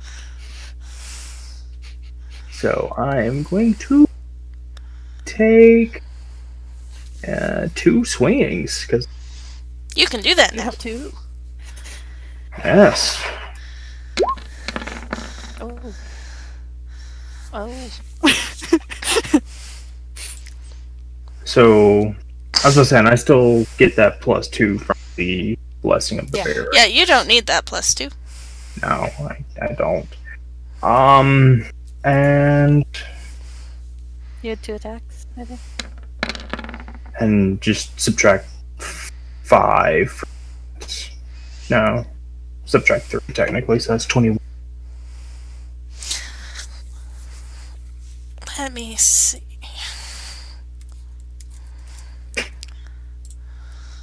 And it's all that. So you just tear up out of nowhere, it seems. Oh And- shit! I have to actually roll my d6s. I'm gonna add. I have 2 d6. Okay. Also damage. Okay. Because as a free action, I can add a d6 So up to attacks. here's how I kind of see this happening. The mage scoffs at everybody, and lightning lances out from his staff, but misses. And to those who aren't paying enough attention, it almost looks as if maybe these spirits directed it away from them. And then suddenly, out of the underbrush, as if a reaction to his lightning, is this creature just sparking with lightning and feral as all get out, that just roars and literally pancakes the mage in 2 blows. The hobgoblin Sorry, next to you now. wets his pants. I'm like getting to 5,000 in him. I got that greatsword now. Mm-hmm. That is That is a thing. Yeah. No, it was a thing. So the one bastion of resistance in this group, after showing his scorn, gets his brains introduced to his toenails. Oh, okay. How much does that blood drinker give me? 5 temporary hit points. When you take a creature to 0. In one go, 2 goes. So Wow. Is there anything else you would like to do, Is this Zenra? still recording, by the way? Yes. I've been checking Yes. periodically. Okay. I would suggest this would be a delightful time for an intimidate check. I was like, Please, I'm turning at them and pointing my sword. Just ring. I'm assuming you have electricity going from your yeah. sword and everything. Nice. You look like Thor if Thor was a rage barbarian. So you turn, the blood just dripping from your weapons, as energy sparks all around you. And what did you say you did? Aurora, do you say something? I'm just pointing my sword at them and ring. So it's just this angry figure with this blood dripping off this sword with the wild, crazy eyes. Mm-hmm. In the dark. Oh, you can see her very well because she's sparking with lightning. Oh yeah. The fire seems to go down a tiny bit on this guy as he wets himself thoroughly. Nice. They are all now thoroughly terrified, But cannot do anything about it until their turn. but cannot do anything about it until their turn. Which is about to happen. Which is about to happen. But let me take a look at something. This is a thing.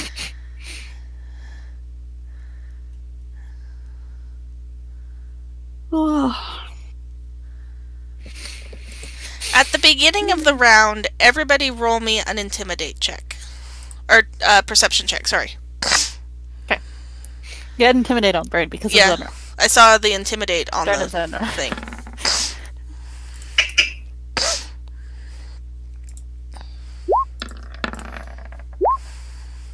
Sorin, dang. That was not my best. Not your worst either. Better than Cubla's previous one.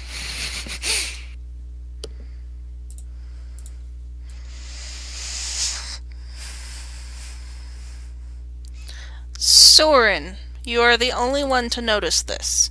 But in the distance you see a second carriage that matches this one. It turns around and drives off.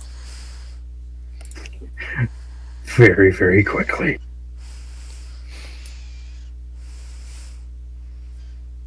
Do you tell anyone this? Well, it's not Sorin's turn at the moment. Yeah. But this is something that you know. Hobgoblin Archer will take the time necessary to jump off this side of the carriage and roll around on the ground and try to put the fire out. Which will take his entire turn. Oops, I just skipped that soldier. Which one was it? This guy is like, getting the fuck out of Dodge. And Cubla, you're going to get an opportunity attack on him as he runs around the carriage. And I'm going to have him roll to see if he has any problems getting past the screaming on fire horse. Barely makes it. Doesn't even care that he leaves a chunk of skin with the cat. Happy Cubla noises. Cubla has a nice big chunk of hobgoblin leg meat. Yum, yum, yum. This guy is going to get the fuck out of Dodge and make a screaming run for it. This guy is going to stop, drop, and roll and put the fire out. It is your turn.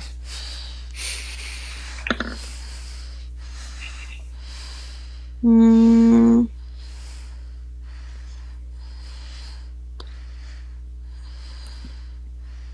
trying to decide.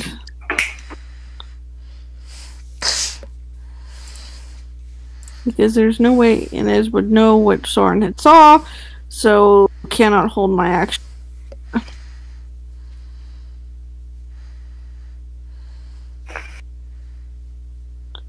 Do I have anything fun in my spells that I could use?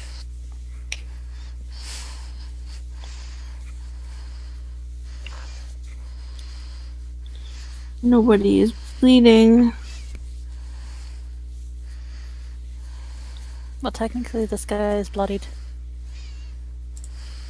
Yeah, but he's not close enough to anybody for... Is this guy bloodied? Let me take a look. It's close enough. Yes. Okay, this guy's bloodied. Is this gentleman here carrying a weapon? Yes. A metal weapon? He has a flail. Cool. I will finally get to use this spell that I thought would be so cool, and I have never once had a use for. Burning Disarm. So basically what this does is it turns a metal object red hot.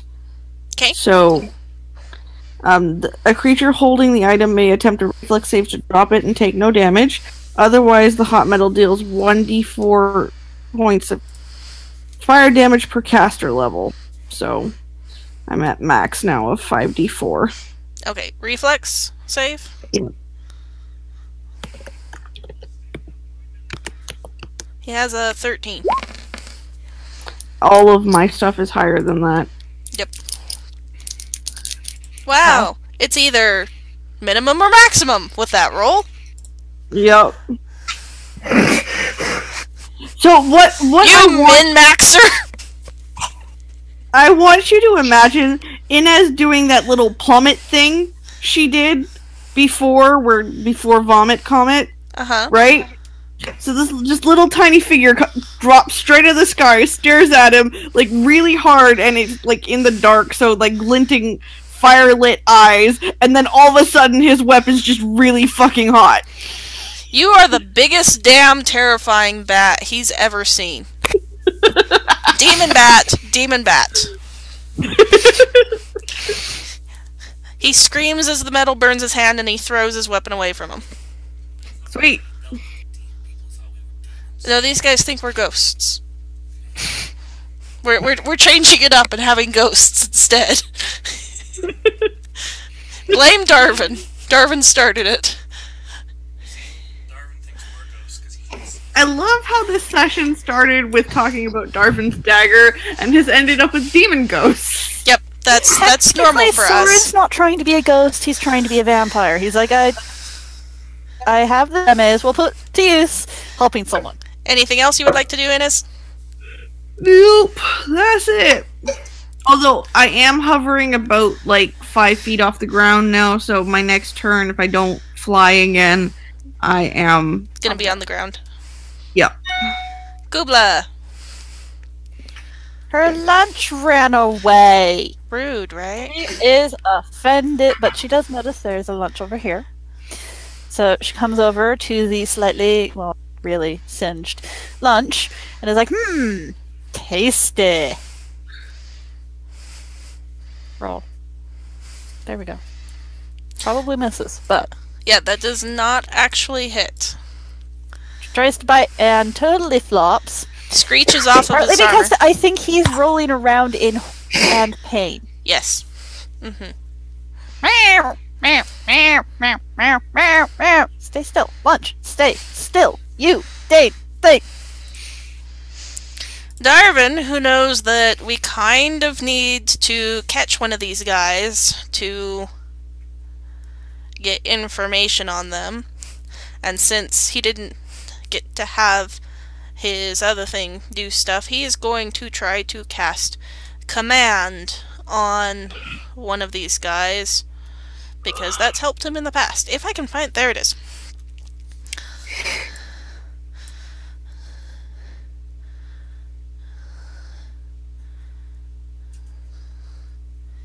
He's going to reach out a hand at one of the fleeing ones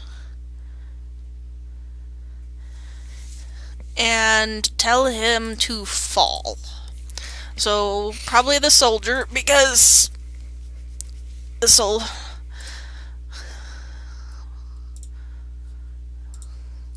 No, he'll pick the archer, because the archer is already terrified beyond all hell get out. And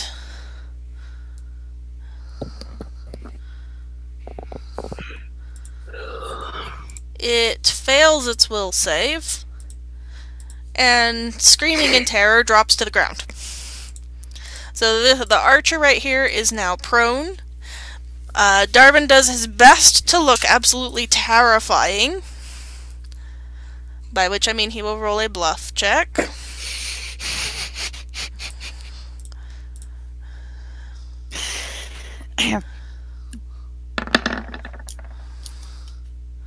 Oh wow, Darwin. So he steps out.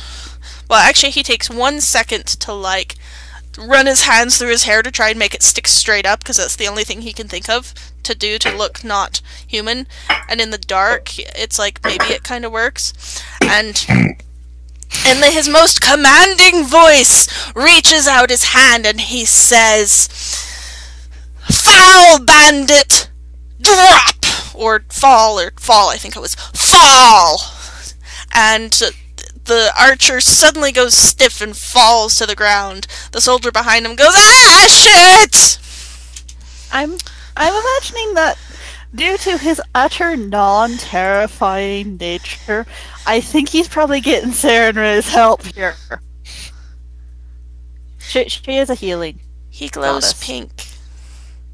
There's a very slight hint of pink. No, I got it. His eyes glow pink, and his hand as he yells out, "Fall!" in a loud, echoing voice. And the archer just drops to the ground. Sorin, what would you like to do? Sorin goes, "Hey guys, there was a wagon. It left. Is leaving. It's turning around to leave. It's turning around to leave. It's over there." It's over by gestures the... in its direction. It is a fair How far? distance. It's by the entrance, you know, the back wagon entrance, which is probably...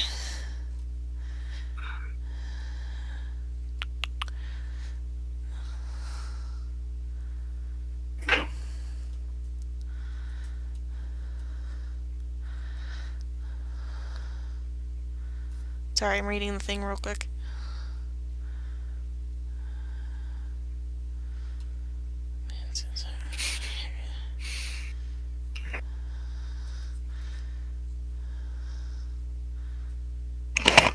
Okay, it's actually outside the cemetery, so it's not far from the guardhouse, which is 200 squares away. Okay. So it's not something you're going to be able to get to in a round. No, that's valid. I was just trying to figure out if it was like a 2-round Inez could fly at it and set it on fire kind of thing. It's a fair distance away. Inez will then leave it alone.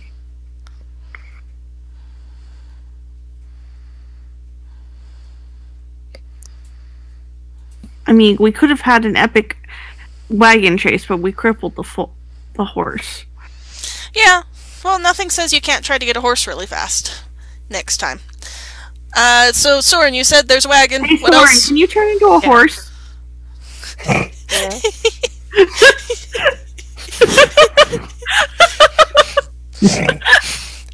That's something to be discussed next session. For now, what are you doing with your 6 seconds? More like 4 seconds, since you were like, guys, there's a wagon.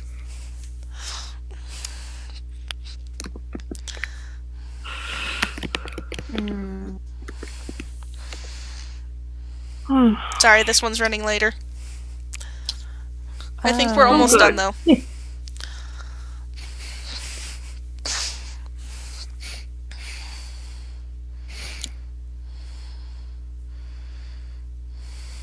Considering my options, I'm sorry. Yeah, I think I will do a dump. I'll figure out how to do stuff with this next time. Sorin wild shapes to the form of an owl. Okay. And he's going to... He currently has all of his abilities to...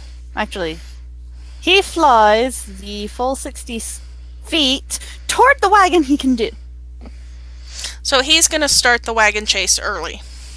Yes, as a bird. Okay. So essentially, you're done for this session. Yeah, Sorin's gone. Sorin's the bird. Sorin's leaving. He flies off. He's leaving. Okay. Saerenrae. Well, fun story. Let's see. 5, 10, 15, 20. Is he... That's the guy that is prone. Would he be considered helpless? Yes. Are you killing him? Because Darwin's going to be angry at you. Well, Saerenrae doesn't know what Darwin was doing. I All you know is that Darwin told him to fall, and he did. He's currently looks paralyzed. I would probably see him on the ground. Just run over him. But him, on the other hand... So, basically, this guy gets a moment of absolute terror as you leap over the horse, glance down at him with just a wild look, and then leap over him.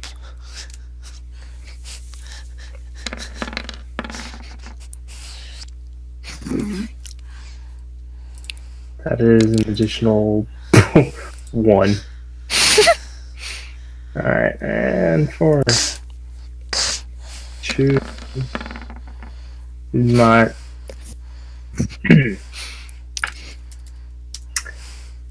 So yes. Allow you to obliterate. Don't you need another 1d6? Yeah, it doesn't No. need one. Okay. No, I only get 3 per rage. Okay. 3 per So, Rage. you're having a night of pancakes. As the guy looks up at you in terror, and you just literally wipe the look of terror off his face, along with his face. Oh dear. Hey, guess what? Well, I don't know if they stack. Not that it matters. So he is definitely dead. The archer from behind you makes a terrified squeaking noise. That's what I'm like, wait, does rage stack? Is there anything else you would like to do, Saerenrae? That's about it. Alright. At this point, I'm going to wait. kind of drop the initiative. Then I kind of like go right there, like start looking for my next target. You have definitely... You have the archer down. So essentially, without actually taking the turns and rolling it, what are you guys going to do next? Cubla wants to eat the goblin. I'm going to say that you, on your next attack, you would have successfully killed him. Okay. Kubla's over there munching. So Cubla has lunch.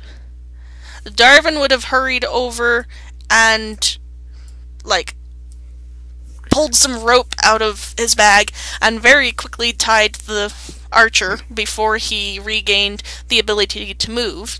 So you have a graveyard full of dead hobgoblin pieces. And you happen to have an open grave that you could shove them all into. Sorin is on the wing towards the carriage, trying to track it. Did anyone actually catch that he turned into the owl and flew off, or? He was standing right next to Inez and Cubla. Okay, so maybe Ines. I mean, it's not Darwin. Ines probably did see that. Darwin wouldn't have seen it because he was, Darwin. No, he was focused on the archer. Sorry. Oh, and Aiden probably... That's Aiden saw it happen, so... Okay, so people do realize that Sorin is flying off. Yes. But see, he knows more than just snow leopard and apparently bear.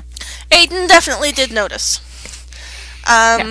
So you guys have a captive to question, and you also know about the carriage, but we are going to end there for the night.